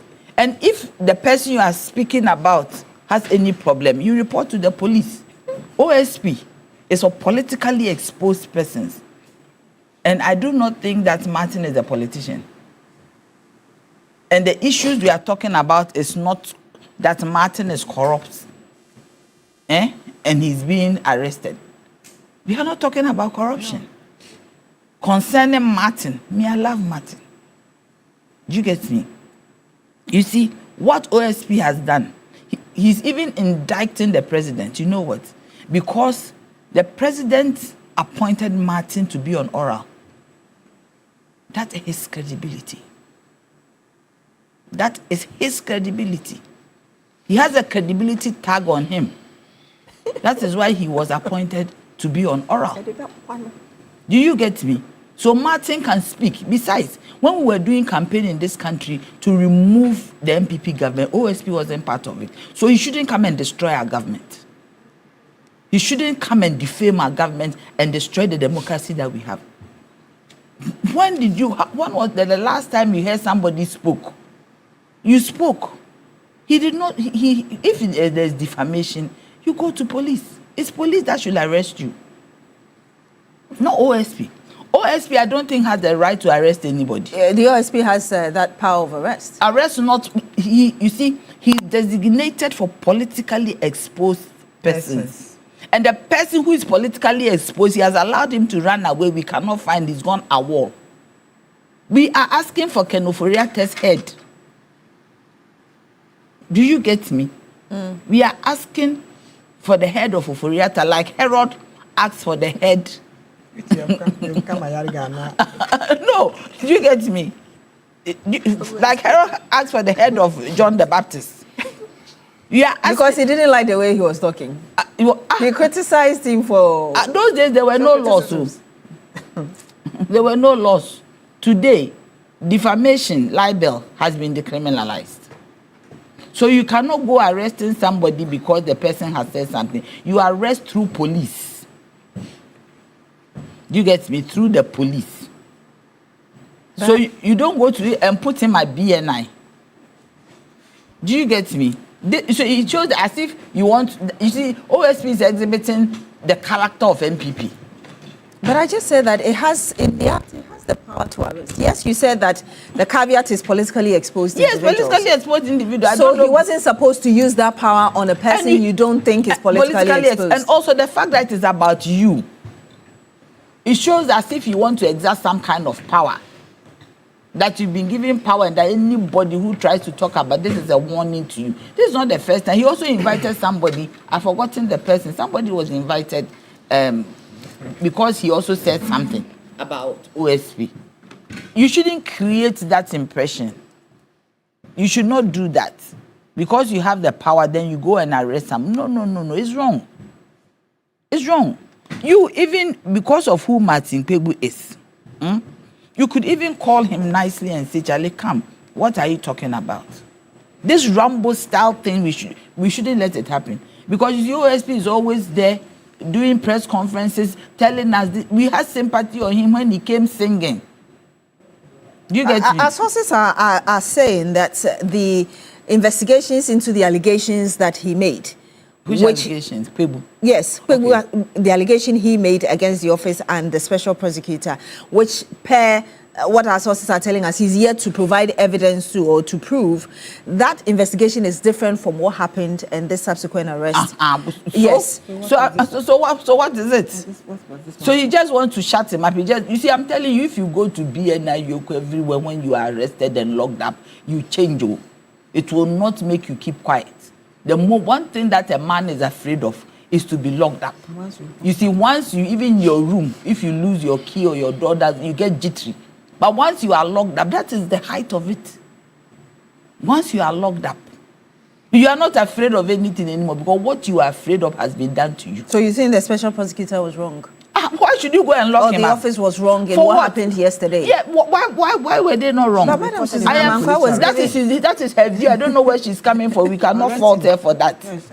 That is her view. But I am saying that if somebody defames you, or there's a libelous content against you, as we stand today, it is not criminal. So because he even made the comments in the media, you can go to the National Media Commission and make a complaint or petition. Because it's not a criminal thing. The National Media Commission will then investigate the content of what the man said. So the question I asked earlier that, yes, you like Martin Pebu and you've put it clear. That one here. I like him. Nobody can do anything about it. The question I asked... There are some people in this country, me, I like them. Haruna Idris, when you say anything about him, I don't hear. Martin Pebu, you say anything about him, I don't hear. His Excellency Mahama, one. So me, there are people I like. Yes, so Martin Pebu, I won't hear anything that you are saying. Okay, but try and hear this one. What am I hearing? The question I was asking was, in as much as you like the person, you do not think that there should be decorum, there should be responsibility. That is what I'm telling you. There are ways that you report libelous content and defamation. Either you go to a National Media Commission or you report to the police for him to be arrested. OSP should not, and especially because it's concerning him. Then today, if anybody says something bad about His Excellency Mahama, then you'll be taken away. You will let them arrest you. If somebody says something that is not good, or politics, MPP will certainly say something. CPP will say something. Then he will order that you should be. No, there are processes. NMC and police. These are the two places you have to go to. That somebody has said something about you, you think it is not right, you want them to investigate. You don't show power like that when the power is with you and the person spoke about you. Has Pebu stolen anybody's money? I'm asking you, Pebu, has he stolen anybody's money? We know the answer to this question. I don't know, I'm asking you because this one, you see, when you are going to OSP, it is about corruption. That you have stolen money, and we want to find out where A, B, C, D, E. That is all. So why do you go and arrest Pebu? Look at everybody talking like this. You have made Pebu a hero. Even those who didn't know Pebu, now they know him. You are making Pebu very popular towards something. So at the end of the day, all these noises about Pebu, who has it benefited? The man that you want to, destroy his name or say something about him that is not good. Now everybody is speaking for Pebu. So it was woefully unnecessary. Maybe they want to cover up the Kenofuria testing. Because we are waiting for you to get Kenofuria. That is what you see. That is the KPI we have for OSPO. That is his key KPI. Because if he does not fulfill that KPI, then we might as well close that office. Because it means that he hasn't done what he's supposed to do. Maybe he's not going to town. If you go to Makola, they want Kenoforiata to be arrested. Go to Malcolm shop. They want everybody you meet. They are not talking about anybody. Send an invoice. She's advertising. Yes. Please, Shadrach is hearing that. Okay. Shadrach, please prepare it. Wherever you go, because at Makola, when you go there, they are asking for Kenoforiata. So, OSP, his KPI is to bring Kenoforiata, not to arrest Pebu. You get me? Not to arrest Pebu. So he should stop doing all these things. We don't want it. He shouldn't go and worry Pebu. Me, I love Pebu. Okay, let me acknowledge the presence of Hajia Gloria, the National Women's Organizer with the United Party. Good morning to you as well, ma'am. Thank you for joining us. How can you go and arrest my Martin? What has he done? Share with us your own thoughts about what's going on between the Special Prosecutor and private legal practitioner Martin Kpebu. Okay, a very good morning to everybody, our viewers, especially Honorable Alan Shermantin and the United Party for their support and love. Anyway, this issue is something that I was watching last night and I was a little bit surprised. Oh, you also stayed awake on the breaking news. I wanted to see what happens.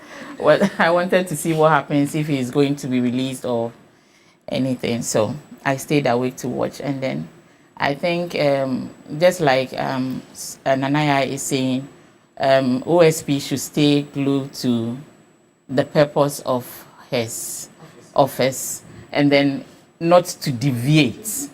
We are pleading with him that he shouldn't deviate from the course because we are all waiting to see what comes out.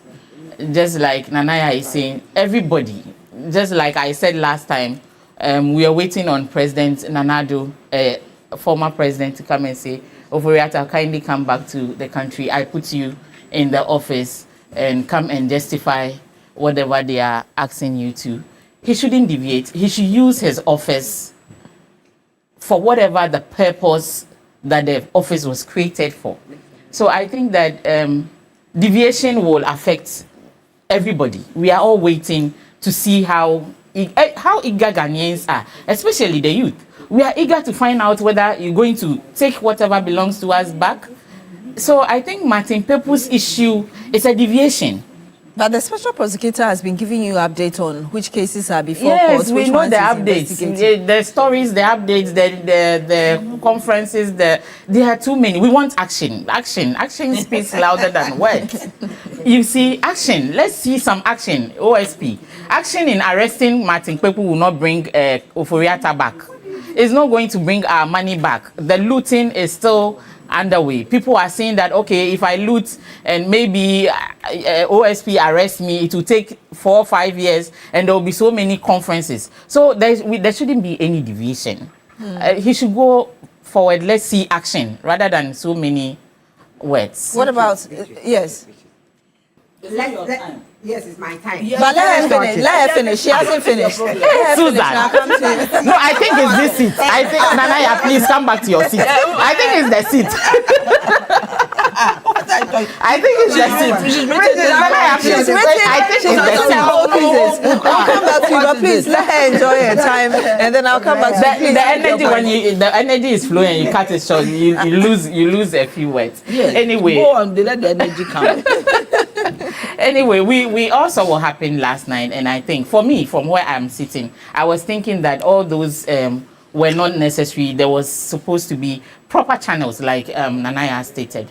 So OSP, please, we are all watching, and then we think that the drama around the Kpebu story is too much. What about the bit of equal responsibility on both sides, which is a point that Madam Susan Amankwa made earlier, that both have faulted?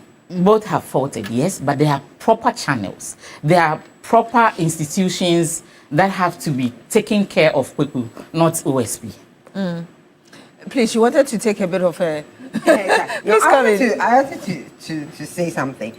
First, we need to, like you said, we need to separate the issues. Martin was not arrested because he had spoken recklessly. No, that's what we are learning. Yes. So that was... He was arrested because of some incident that happened in the office there. But he explained yesterday that, I mean, he went there, he was parking his car, they told him, like a whole lot of stuff that happened. So, we also have sources within the Special Prosecutor telling us a different side of the story, that he wasn't cooperating. And for instance, they didn't want him to film at a particular place, and he was insisting on talking to the press at that place, like around the gate. They wanted him to move from there, etc. That is what we're learning. But we also heard... the media. They should have arrested both if they were... I mean, why didn't they arrest both the media and I just wanted us to get the issues please, right. let her make a point and I'll come back to you. But, you know, Nanaya said something about politically exposed persons, and I just wanted to... I said, okay, let me look for the definition of politically exposed persons. It says, are individuals who hold or have held prominent public positions, okay, making them vulnerable to corruption or money laundering risk. Like Oral. Like Oral. So we say, when we talk about politically exposed person, I'll be surprised. Put together by the president to deal with. Okay, so let her finish and I'll come to you. Do you understand? Yeah, we can talk about Oral was an ad hoc committee. Oh, it was an ad hoc committee, but it was fact-finding for whatever. It still was a publicly exposed. If you want to make you say publicly and politically are two different things. Well, please let her finish and I'll come to you. As much as Oral was set up ad hoc, it was set up politically. We know that it was set up politically. It wasn't a public. They didn't have the public. How would I put it? Machinery per se. It was a politically exposed group. You understand? And so you can't take that definition away from Martin and say that Martin is his private individually completely. You understand? Well, if we were taking the loose definition, he is a politically exposed person. So, of course, I mean, I'm not. Please land it, and Anaya will come in. You can only prove corruption later. But, I mean, so you can have that definition. It looks like both Nanaya and Madam Ayana don't agree with you, but I want you to land. I want you to land, and I'll go to them. I agree with her. I agree with her when she says that the National Media Commission should have taken this up. Yes. You understand? And National Media Commission, you know, there are certain times when sometimes some of us feel that they are being derelict in some of their duties. You know, that certain things go on and escalate to the point where if they had stepped in quickly, we may not have gotten to you understand? But I think that I've agreed with you on something, so stop that. I have said before, they are coming from a biased view, and they have declared already, put their cards on the table, that they are coming from a biased view. But we want to. Oh, it was only Nanaya who declared. It was only Nanaya. Okay. Yes. Okay. No, but I think that we should look at this for the growth of the country. For all of us, our growth. We can put our loves aside. I mean, the fact that you love somebody does not necessarily mean that you cannot criticize the person. You understand? No, but for us to all grow. What did you understand? To be arrested, our love for people should be differentiated, because we have too much of that in our politics. I belong to this political party, and so they can do no wrong. And I don't see any wrong, and I don't speak any wrong. You can correct constructively for growth. Doesn't necessarily mean that you don't love the person or you don't like the person. I think that we should be able to differentiate between that. But it's okay. It's okay for you to disagree with me. I still love you for you to disagree with me.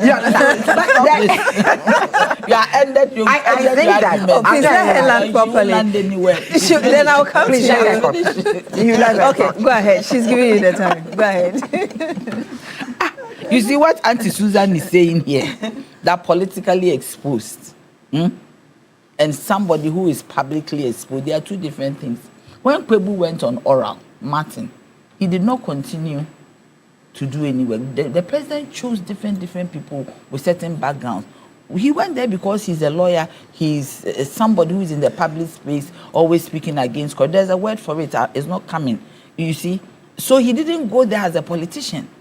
And Martin has not been appointed to any place. Do you get me? So he is not a politically exposed person. This OSP too is not about those who are politically exposed and they are doing their work very well and they are not corrupt. It's for people like Kenofuriata, who you yourself has said is corrupt too. We didn't come and tell you that he's corrupt. You have been set up to get people like Ken. That you yourself said National Cathedral, SML, so community. So instead of going after him, you are going after poor Martin. If Martin has said, all of us, sometimes we say things that either we don't mean or is untoward. But there are processes for you. Even the Bible tells you the process to go through to deal with somebody who has defamed you. They say go to the elders. Let the elders come in. You get me? In this case, we have elders in NMC and the police. So they should apply the scripture. There's a process. Do you understand? You don't just pick somebody. Okay, when Martin was doing the interview at the gate, which was not a designated place for you to do media interviews, the media asked him a question, right? And he had to respond. Why didn't they arrest the media? Why should they arrest the media? Yeah, because they also were standing at a place which was not designated. Why did they arrest Martin? Because they have already predetermined in their mind that they want to show him, teach him a lesson. And you know that for a fact? No, I said predetermined. You know that for a fact? Because what happened? Why should you leave the media and if that place is not designated? Anybody who stands there has breached the law. It does. So if I'm taking Susan's argument, it doesn't matter who it is. Whether you love the person is a media house, the person is a medium, they have breached the law. And they were standing there together. Why did they arrest one? 2 sparrows, 2 doves. Why didn't they arrest the media together and put them in BNI for breaching but they arrested Martin? Because you see, whatever was going on there, it was by a dual party. I ask you a question, you answer. It's even possible the media, I'm a media person, with that kind of breaking news, it's possible that they were following him and he had to answer. And he cannot snub the media. If you snub the media, it is not good. He had no option but to answer to the media. And you come, and it is, I don't know if it is put there or there's a sign. You are not even supposed to be doing photography there within what the special prosecutor says. I am saying that the media was there. Did Martin hold a camera? They were allowed. Did Martin hold the camera? Please make your point. I am asking that the media went there to talk to him. But Martin did not. So you should have snubbed the media. And they didn't show him a place where he should stand to do media interview. It's possible between the gates and the next place was the street. Again, like Madam Susan Edramankwa said, we heard Martin Kpebu. The OSP or the special prosecutor is yet to come out officially to also tell their side of the story. I am saying that, you see, sometimes when even you are doing good and you do something bad, a little bit attached to it, it destroys everything. Like, you see, when you take out, I like nuts. Sometimes you put the nuts in your mouth, the moment you start cracking, there's a bad one that spoils everything and you say, poo. You spit it out. It's possible that the special prosecutor had good intentions.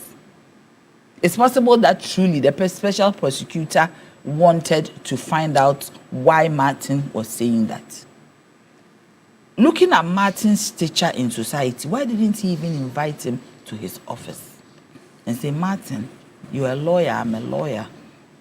I mean, what is happening? Why are you saying that? But you know he's been invited. They've had a number of meetings already. So why this time? I mean, why this time? Martin was becoming too loud. Do you get it? Why this time? Because he was part of the petition. But he's not withdrawing the petition. And he's a prominent one. He said he's going to go ahead and petition the president. You see, another one. This one too. You see, my dear, no, everybody can have a petition. Even in your home, there are petitions. Your children will come to you and petition to you over a matter. Do you get me? Beatrice. So, Madam Ayana wants to come in. Let me just read this message very quickly from Aziz Donlawa. He said, I never supported the removal of the OSP until he dialed a wrong number last night by arresting Martin. Certainly, the arrest was totally the wrong number. Unfair, unacceptable, unfortunate, and ridiculous. OSP must go. Send my greetings to Honorable Rashid. Okay, so that's from Aziz Donlawa. Madam Ayana, I want like to come that. in. You see, let me put it down, right? Down the wrong number. When we are talking about the OSP and the rest of it, all of us are talking about Oforiatta. I want justice for Michael Ajekum of Karma Industries and his 800 friends who died because of certain things that Oforiatta did. And he mentioned that certain thing. Mention it. You understand? Haircut. So, the haircut, yes. The haircut. And all you all suffered it. You understand? Became poor. People have died in this country for something that Oforiatta did.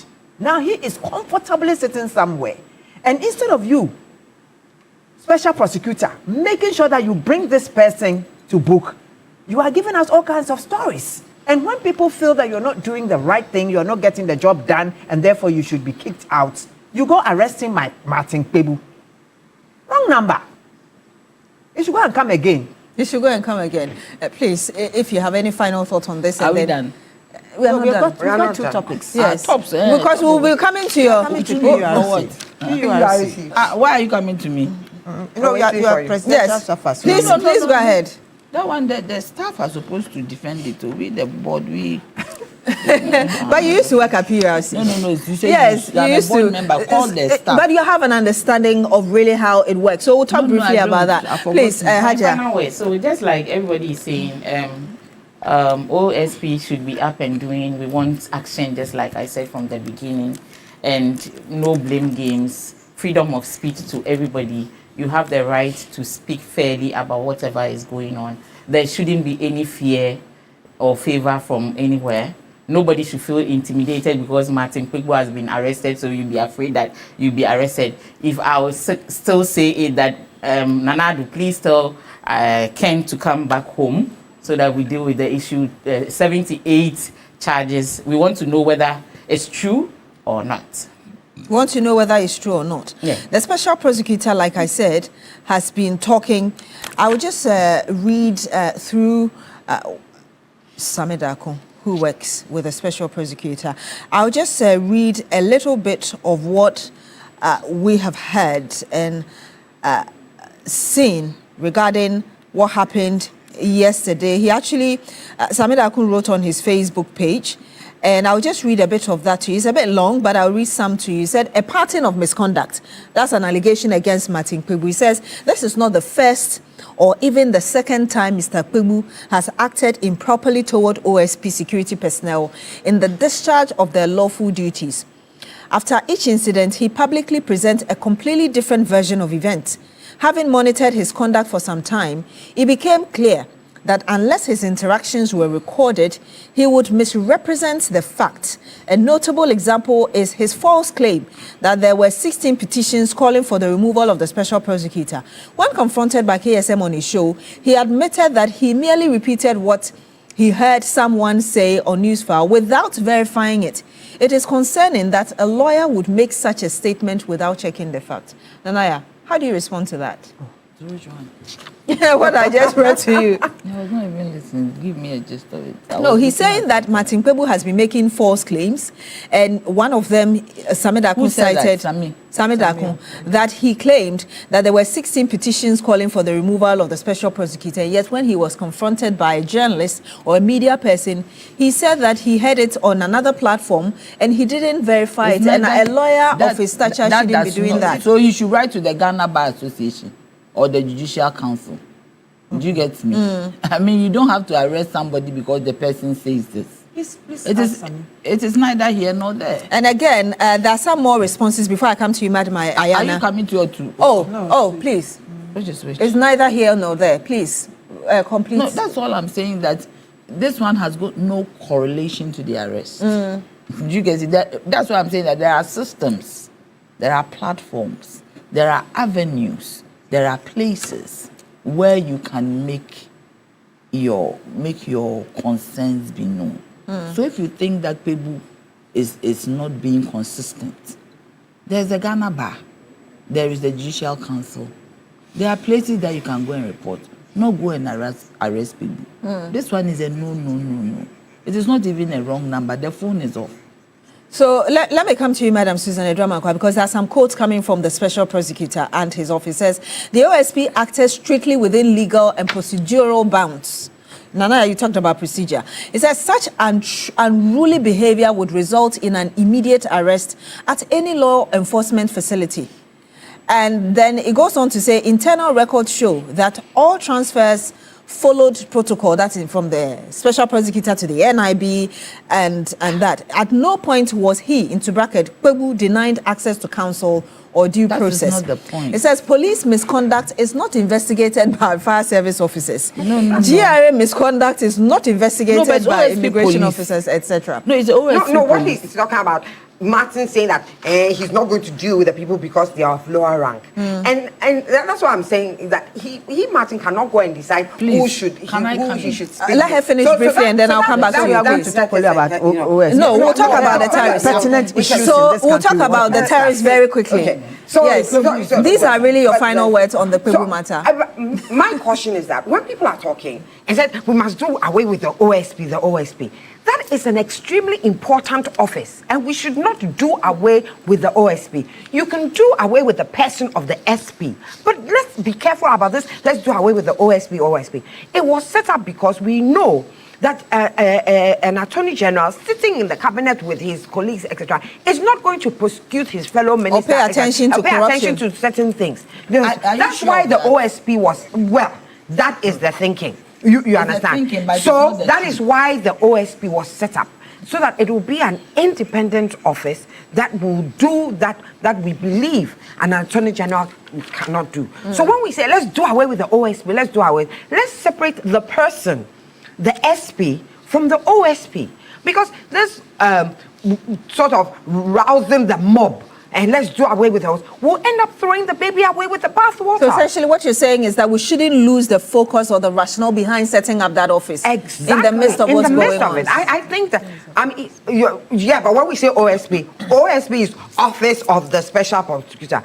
If we don't like the Special Prosecutor, we should say we don't like the SP, okay? He hasn't performed. That's a totally different thing. Otherwise, we're saying that the SP's personality is the whole office. I think that would be unfair. Yes, leadership does stamp its personality on officers, but if we are finding a problem, let's remove the SP and then let's let the OSP work. I can see by Mayana's expressions. No, I agree with what she's saying. Okay. We are talking about special prosecutor. Okay. She's just giving us the definitions, right?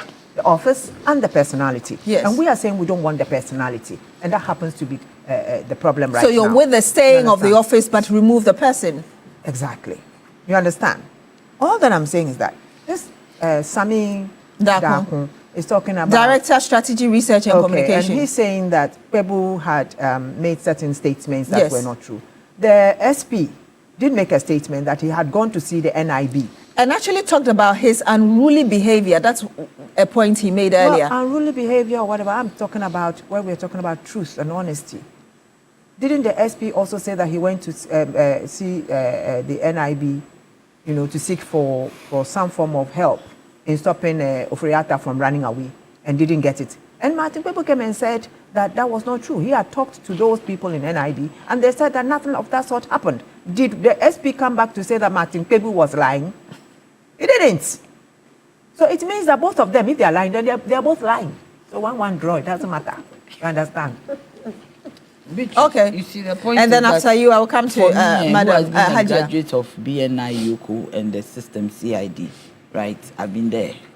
If there's nothing wrong for Martin saying that he doesn't like the people who were interrogating him, you have the right to say so.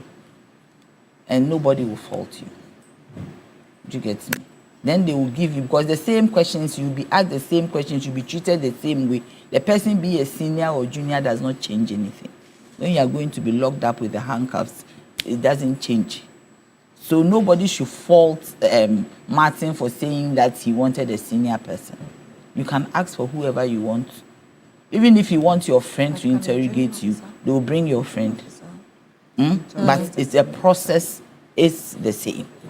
So I don't think that we should fault Martin for that. On the issue of OSP or SSP, I think that we should sit down and really interrogate the relevance of that office. We had Martin Amidu, a very astute lawyer, a very credible person, a former attorney general, who went there and failed. We have this one who is struggling and has not been able to do much. So should we interrogate even the existence of that office? Is it relevant? Yoko and others are doing what they have to do. Anytime when it comes to the OSP, the first one had a load of things to say. This one initially was almost crying every day, doing press conferences and singing. And now we have a president who is even supporting the fight against corruption. He's still having issues.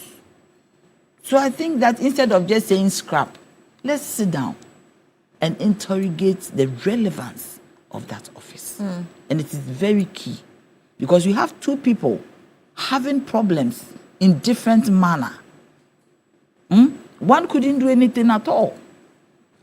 He was so, upset. He had loads of lamentations. He went to the president. Eventually, he resigned. This one wants to stay on. He also has issues. Do you get me? So the time has come for the judicial system of this country and the legal authorities in this country to sit down and find out whether OSP was just a political office which is not well grounded, or it is a relevant office that we have to keep. What do you think about those who would say that perhaps it is more of a cultural thing that is engulfing or, sniffing the life of that office from it? A cultural thing like what? Corruption endemic everywhere. But we have Yoko. Yoko is working very well now. They've always worked. So when I say corruption endemic everywhere, the individual people who do not, a lot of people do not even know. And let me give you an example. I was at an assembly recently and went to talk about an issue. Before I left, the officer in charge said, and please, when you're coming back, bring a pregnant brown envelope. He didn't know that I was a journalist. And then your problem will be solved in 1 or 2 days. And I'm not lying to you. So these are people who are in places that unless you go there, you may not necessarily know. What has the OSP done with those on his table?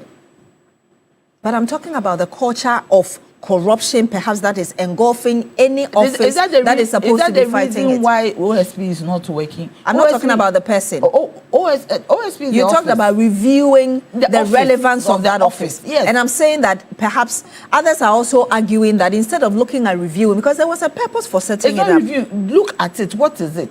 What is the purpose? Has it achieved its purpose? That is what we want to know. That now somebody has run away a wall. We can't even find that person.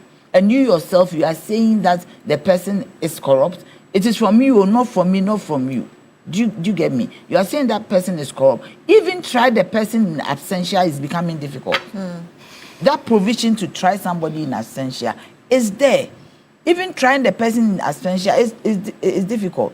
The endemic corruption, me, I've always spoken about it, that public servants are there doing their things and we don't even look at them. So he should have whistleblowers all over the place who will come to him and say that A, B, C, D in these institutions. So we need to find out. We have Shraj, we have Yoko, we have CID, we have NIB, we have all of them. Then OSP. Everybody is working well with the exception of that office. So we need to look at it. Do we really need it? Yes. I'm talking about two people. Both were having problems. Kisie Jabin and Martin, both lawyers. What is the problem? But you remember Martin Amidou talked about political interference. That is what I'm saying, that he had problems. Did you hear ever Yoko saying there's political interference? Why was there political interference? This OSP, is it even in our constitution? I don't know. No, is it there? It was created. Right? It was created, yes. It was created. Is it an act of parliament. An act of parliament. Yes. Do you get me? So what is it? Let's look at what it is. What is it meant to do? And I'm coming back to Hajia, but let me read this comment from Prince Nanaya Oyo. Good morning, Beatrice and your panelists. I don't want to make a long statement on this matter. The OSP's arrest of Martin Kpegbu is unlawful. Esquire Kpegbu is not under investigation for corruption. They're afraid the office will be shut down because of their incompetence and poor performance. The people at the OSP are not working to the standard Ghanaians expect. They cannot handle criticism and they should resign. Anyone claiming that Kpegbu is the one doing wrong in that office is also lying. One thing about Martin is his strong principles. He will never speak without solid facts. Kpegbu has a name called Kpegbu Nation for a reason. But we saw what the special prosecutor told us in that response. But thank you very much for sharing your thoughts with us. Please, let me get your final word on this. And perhaps we can go to tariffs. In my final words, I think that Ghana should always go back to Honorable Alan Chairman's GTP, and in our GTP he explained so many reasons why. I've borrowed the book to Nanaya and President Mahama. They should please kindly read our GTP and bring all these organizations that are fighting corruption under one umbrella so that we can solve issues quickly and justly. Going to individual organizations, trying to put all these evidences and facts together are always delaying processes. So if we bring all these institutions under one umbrella, it will fast track things, and then Ghana will be a safe place and a just place for us. The corruptions are, yes. My sister is helping me with that. Please, your final thoughts on this one. So we should all embrace the corruptions that Honorable Alan Tremantin was talking about. UP is always thinking about Ghana first. Indeed. Hey, we are still campaigning. Yeah, it's on their phone. Nanaya is on their phone. I want Nanaya to know that it is in the DTP. Ghana first. Nanaya, I'm not campaigning, but Ghana first. This is not campaigning. The DTP. No, I'm not campaiging. It's the DTP. If you campaign. I'm not campaigning. That's what Susan. Because they asked whether she was campaigning. They said no. Susan wanted to hammer on the fact that am I campaigning? But it's Ghana first. We are all thinking about Ghana. So it's Ghana first.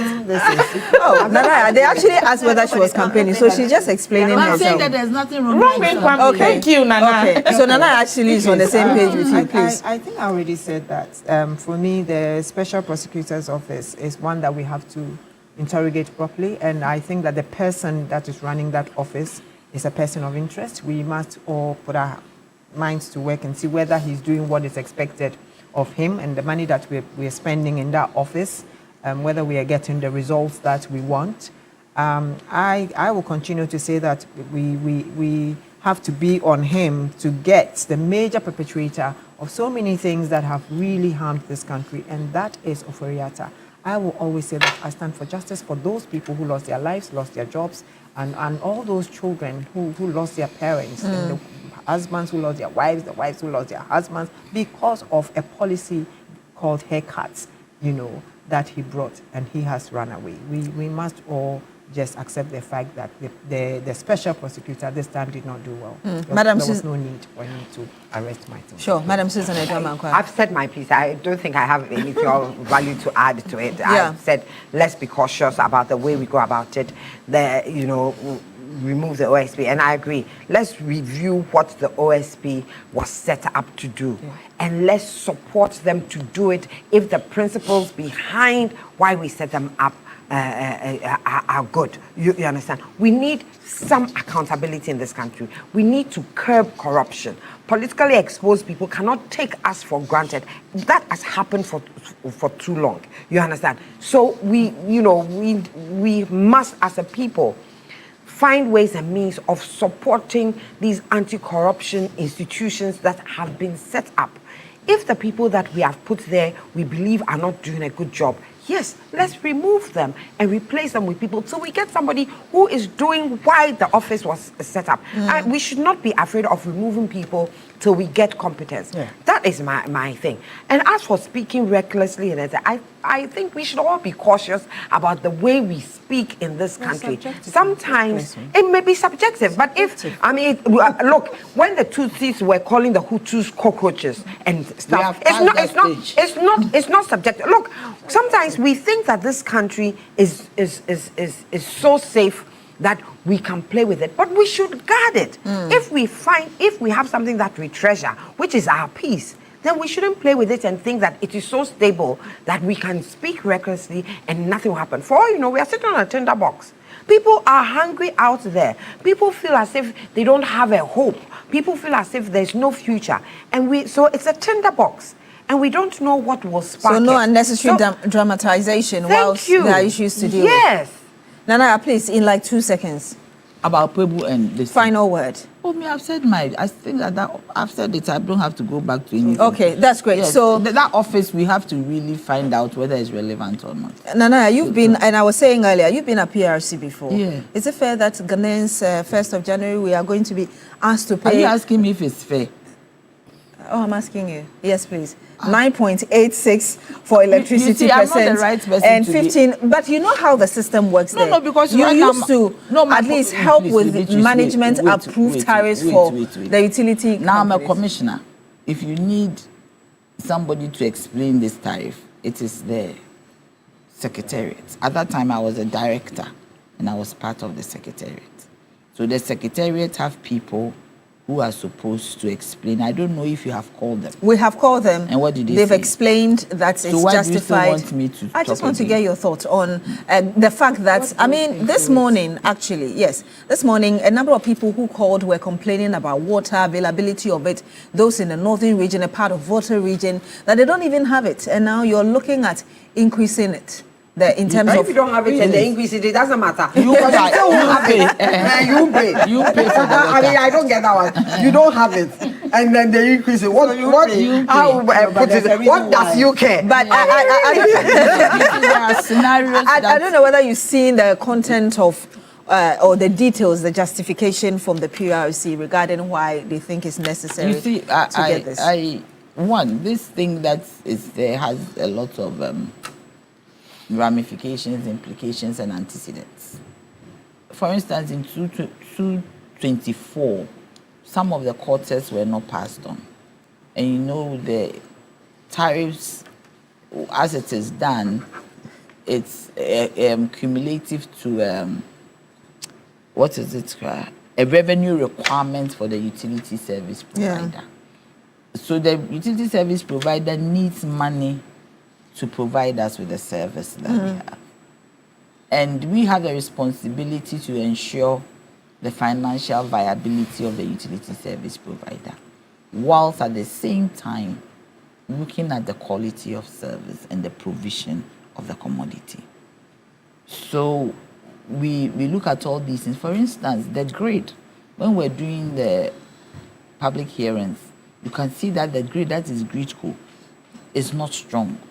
You need a lot of investments to make the grid strong, to bring about some stabilization in voltages. And I'm talking about electricity. For instance, in the north, where you are talking about in Salaga, in the eastern corridor, there's a lot of issues with voltages. They are attended to by NETCO, right? Yes, they are attended to by NETCO. So you need to strengthen the system. And especially the wires business, NETCO, gridco, ECG. It's not cheap. You always need to make sure that they have money that is close to their cost of service. The cost of serving the customer is very key. So we looked at all these things and we did different scenarios, and we thought that this is the best that would be for the utility service provider and the consumer. You see, when you see, especially Ghana Water, the turbidity issues they are facing is not easy at all because of Galamsey. And they are using, the chemicals they are using has increased 400%. And now instead of using alum, they have to use polymer. And polymer is more expensive than alum. So with the Ghana Water, you see that they need a lot of money to be able to bring quality water to us. Of the 15%, 1/3 of that is also electricity. Because 33%, 1/3 and a little more, my math is but maybe 1/3, something, is electricity, which is the pass-through cost. And you heard recently where they had issues with the electricity company, where they put off some of their headworks. And when these headworks are put off, then it means that we are not getting water. That when we went to WA, there were complaints that a certain area, they were off for 4 days without water because there was no electricity at the pumping station, at the headworks. So with them, if you calculate, actually what will come to them is 1/3 of the 15. And most of that money is going into chemicals. Chemicals especially, before you even come to their human resource costs and their operational costs and their investments. You get me? So of all the scenarios that we got, we decided to settle on the one that will be okay for the consumer and also for the utility service provider. Let me read a bit of the statement issued by the PRC earlier. It says the Public Utilities Regulatory Commission wishes to inform consumers of electricity and water that after going through the major multi-year tariff review order processes for the period 2026 to 2030, there has been a review of the existing tariffs effective January 1, 2026. These reviews have been carried out in line with sections 3, 16, and he quotes the PRC RTS at 1997. It says this major review is consistent with the Commission's MYTO, which is what I just mentioned to you, regime, which ranges between 3 to 5 years. And then it goes on to say that having considered all the underlying factors, the Commission wishes to announce that there will be a 9.86% increase in electricity tariffs, which I just mentioned, across board for all categories of electricity consumers. Water tariffs for all consumer classes, on the other hand, will experience an upward review of 15.92% over the tariff control period into bracket 2026 to 2030. Yes. You find these reasons justifiable enough? I don't know. I mean, I'm looking at it based on the current circumstances. Current circumstances, inflation is what, 6%? No, so even in terms of service provision, like I mentioned, other areas, yes, inflation has actually dropped. Anyways, within the 6. 6 point something. And the city. Please let me. The city, the last time I checked, it was 11 point something per dollar. Please let me come in. The point is that when you are doing the automatic adjustment formula, which is the quarterly adjustment. They said this is not part of the quarterly adjustment. I'm coming. I'm there. Yeah. So I did this. So when you are doing the automatic adjustment formula, you use the parameters as they change over time, over the quarter. Do you get me? But when you do a major tariff review, you look at a myriad of things. Like I talk about their investments. You even have to look at the load forecast. How much load is being used during the peak period? Do you get me? The fuels that you are using. Light crude, gas, hydro. You go deeper than these parameters might be good, but the others like load. When during the hot season, the peak load is very high, and you need to use more of the elements of generation to generate electricity. Do you get me? So we go beyond just the parameters of what the economy says and look at other things. For instance, they need a lot of investment. I'm giving an example of water. I'm giving an example of the grid. The grid, if you see the picture of the grid, it is not pleasant. Are we seeing a return for our investments? I mean, that's because so you're actually on the floor. If people don't see a return for the investments in terms of saying that I don't even get the water, then what is the point? If you don't, but I mean, coming back to if I don't get the water and you are investing in something, and look, this country we see a lot of investment. We're always talking about investment, and yet there are places where the pipes don't reach. Yeah, you understand? There are places in this country they are buying water every day. But they haven't had water in 3 weeks. You understand? So I bought from the tanks. Yeah, but they're talking about investment. But let us talk also about, they're talking about their non-revenue water levels. You understand? That's Ghana water. Ghana water. That means they are accounting, they said it's almost 45%. That is woefully too high. You get it. Losing it through bus leakages, or of course now they say they have drones, leakages, illegal connections, faulty meters, etc. It goes to say something about management, efficiency. You understand? Because they are accounting for only 55% of the water that they produce, and we think that is too high. You get it. I mean, I don't want to. Somebody was saying, "Oh, but we should be comparing ourselves to Singapore. They have water 7%. 7. We are talking about 45%. You understand? Of loss. You get it, and it makes people feel as if, why? If you are getting a good service, You understand? And they say to get even better service. You won't even think about it. You won't think about it. You won't. You say, but at the moment we feel shortchanged, and that's why somebody said, I don't even get the water. So what are you talking about? And you are saying that you invest in it. When we come to the electricity, you know, I mean, I'm not so much of a tariff person, but my understanding is that the PURC has given them the losses should be about 21%, and yet they are making 28%. That is a lot. If you look at that 7% in between. So when these tariffs go high, people then begin to question, how efficient are you? You know, I mean, why am I paying for your inefficiencies? And then we are, want to say how the TUC is saying that come next year, then give us an increase also in our pay, because it's not acceptable to increase these utilities. And then, as for us, we still have these low salaries. Because how do they even get their men to help people do illegal connections? Nana, are you able to answer that? How do they get who? ECG? Yes. Help people because there are some officials who help people do illegal. I don't have evidence to that fact. I've heard it so many times. Say, I witnessed an event where a man was arrested by the police because for months, if not years, he would turn on his air condition, leave the house at 5 a.m. and come back at 8 p.m. Leave it there forever. Leave it there forever. And later they found out. And I saw the man arrested. Later, they found out that he had actually done illegal connection. He himself, an ECG staff. No, he wasn't an ECG staff. But you were asking But I'm just saying that it went on for a long time before eventually he was caught. You have to monitor it. Just trying to talk about the point Madam Susan Edra-Mankwa made, that we shouldn't be paying for the inefficiencies of others. You don't No, you think don't pass on the inefficiencies. We don't pass on the losses. There's a loss benchmark. Beyond that loss benchmark is your loss. So the PURC does not pass on the loss benchmark beyond. Like people are saying they are doing 28, 29. We don't pass on. The loss benchmark is a standard loss benchmark. Do you get me? In some countries abroad. Which one? Due to the obsolete cables and the rest? No, sometimes even when you are willing power, you lose power.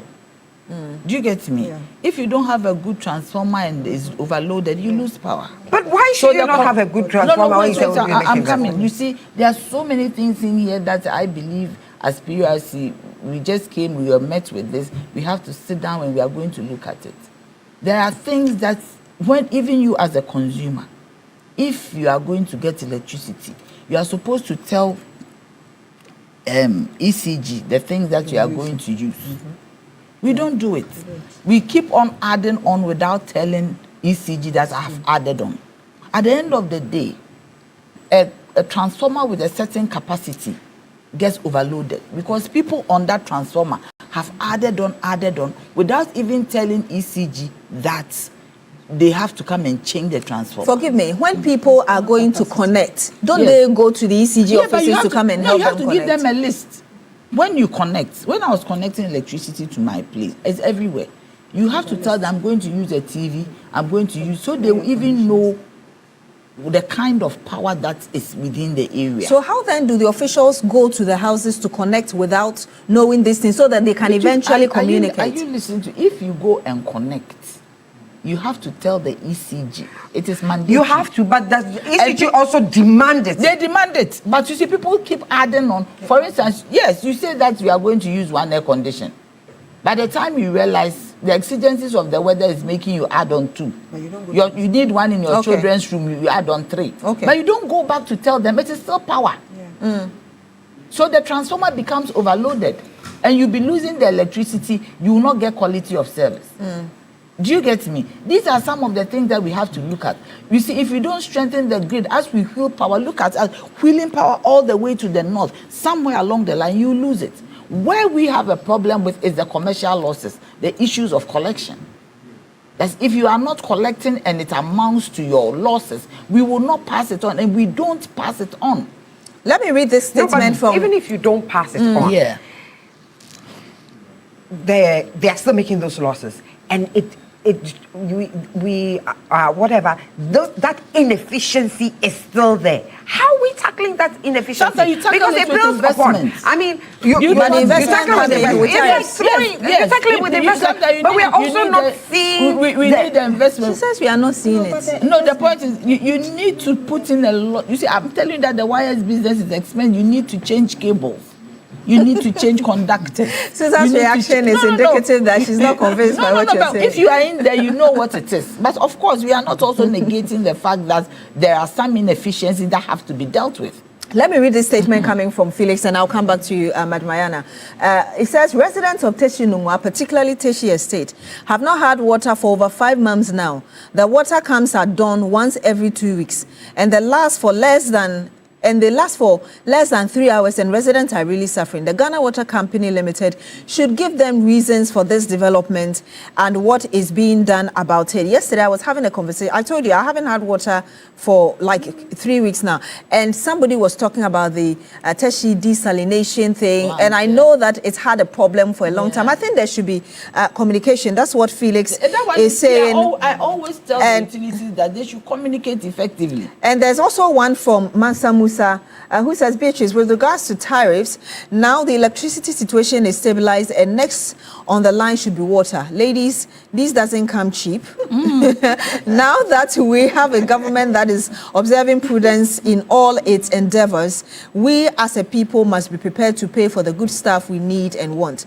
Thanks to unnecessary sanctions, energy tariffs all over the world isn't cheap anymore. Good morning to you all, ladies, from Mansa Musa, Voice of London Radio, UK. Thank you very much for your message, Madam Beatrice, I just before, how much did they ask for? Nobody is looking at. It's 9.86% for electricity. How much did they ask for? The 200 plus and the 100 and something. So you see, but that was that realistic? That's some of these things. I mean, you act. It's like, I mean, the man knows that I go and buy the phone for 10 cedis, and then he meets you, and then he starts from 50, and then you buy it for 30. Okay, please let Madam Ayana speak about PRC, and then I'll come to Hajia as well. Then we close. The two of you have been speaking about for the water. Well, I wanted to listen to what she has to say about the PURC because she's well versed in the activities. Water is a problem, and we are all putting it to Galamsey because we are other things because we are now being told that they have not even using alum anymore, but polymer. So which means that they are spending more money, but that notwithstanding, you would expect that the management of Ghana Water would also know that as we grow, there's the need to always also be ahead of us with the pipes that they lay.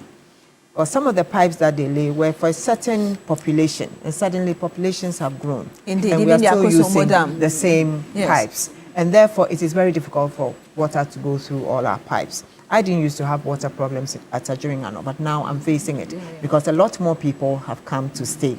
And therefore, every now and then, the water doesn't come for weeks. So I think that if they want us to pay more, they should also be up and doing, they should do more.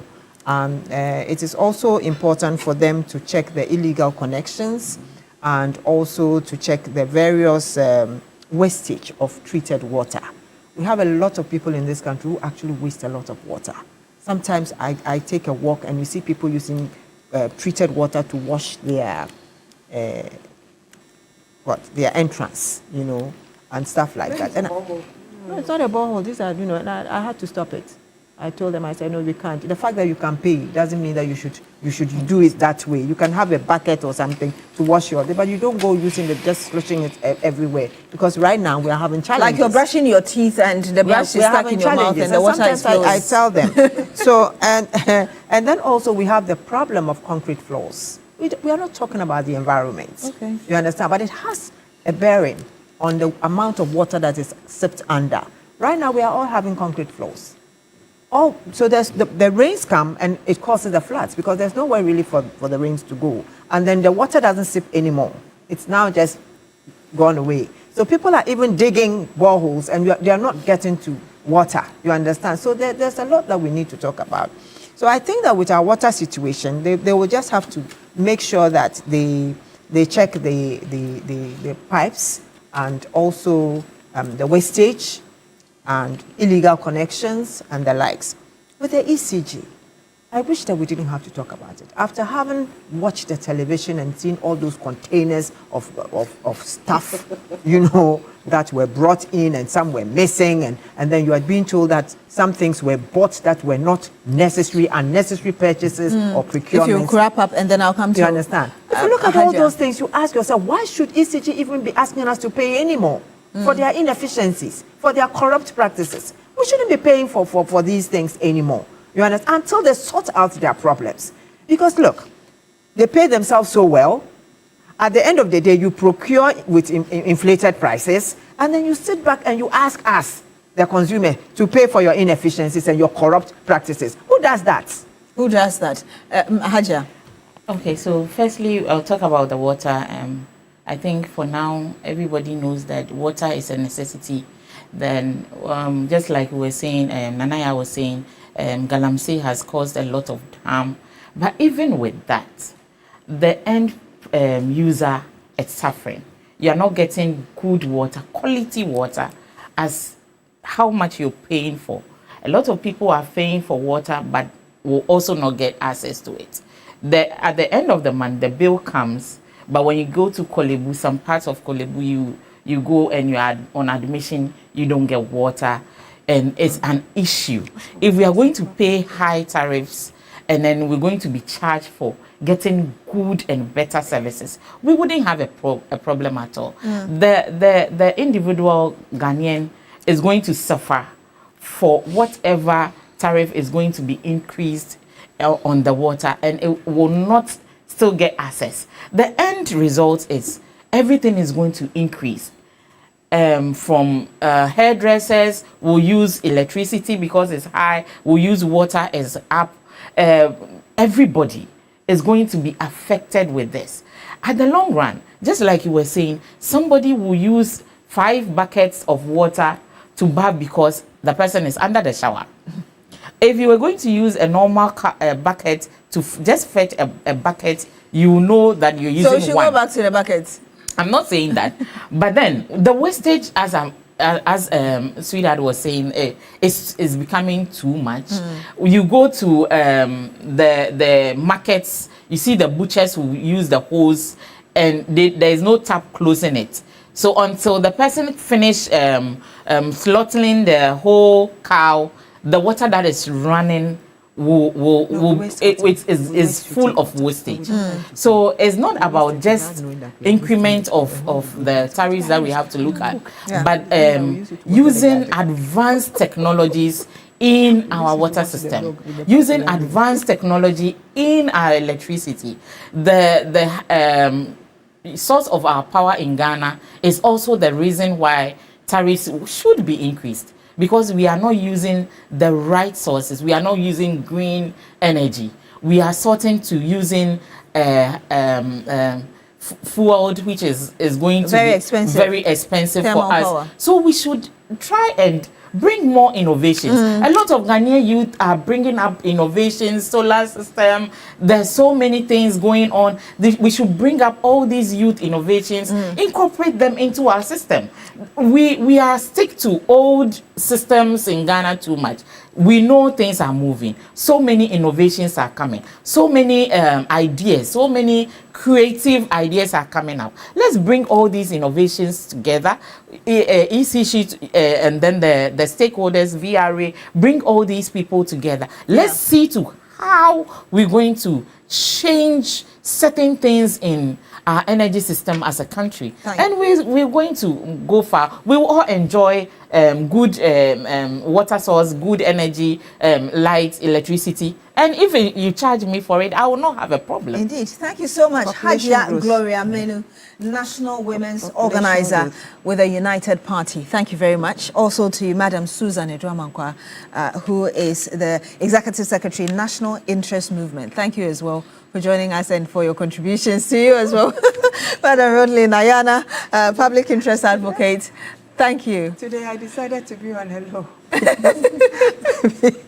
Because the topic I wanted to discuss has not been discussed. Yes, and of course, the doctors, and of course to you as well, Nanaya Chempim Jantua, presidential staffer. Thank you very much, ladies, for joining us. You have to acknowledge that for the conversation. And thank you very much for joining us. Let me say a big thank you as well. A big thank you as well to Eddie Joy for my costume, and you can find Eddie Joy at Dansoman East Legon and on the La Road. Stay with us. We're back with more.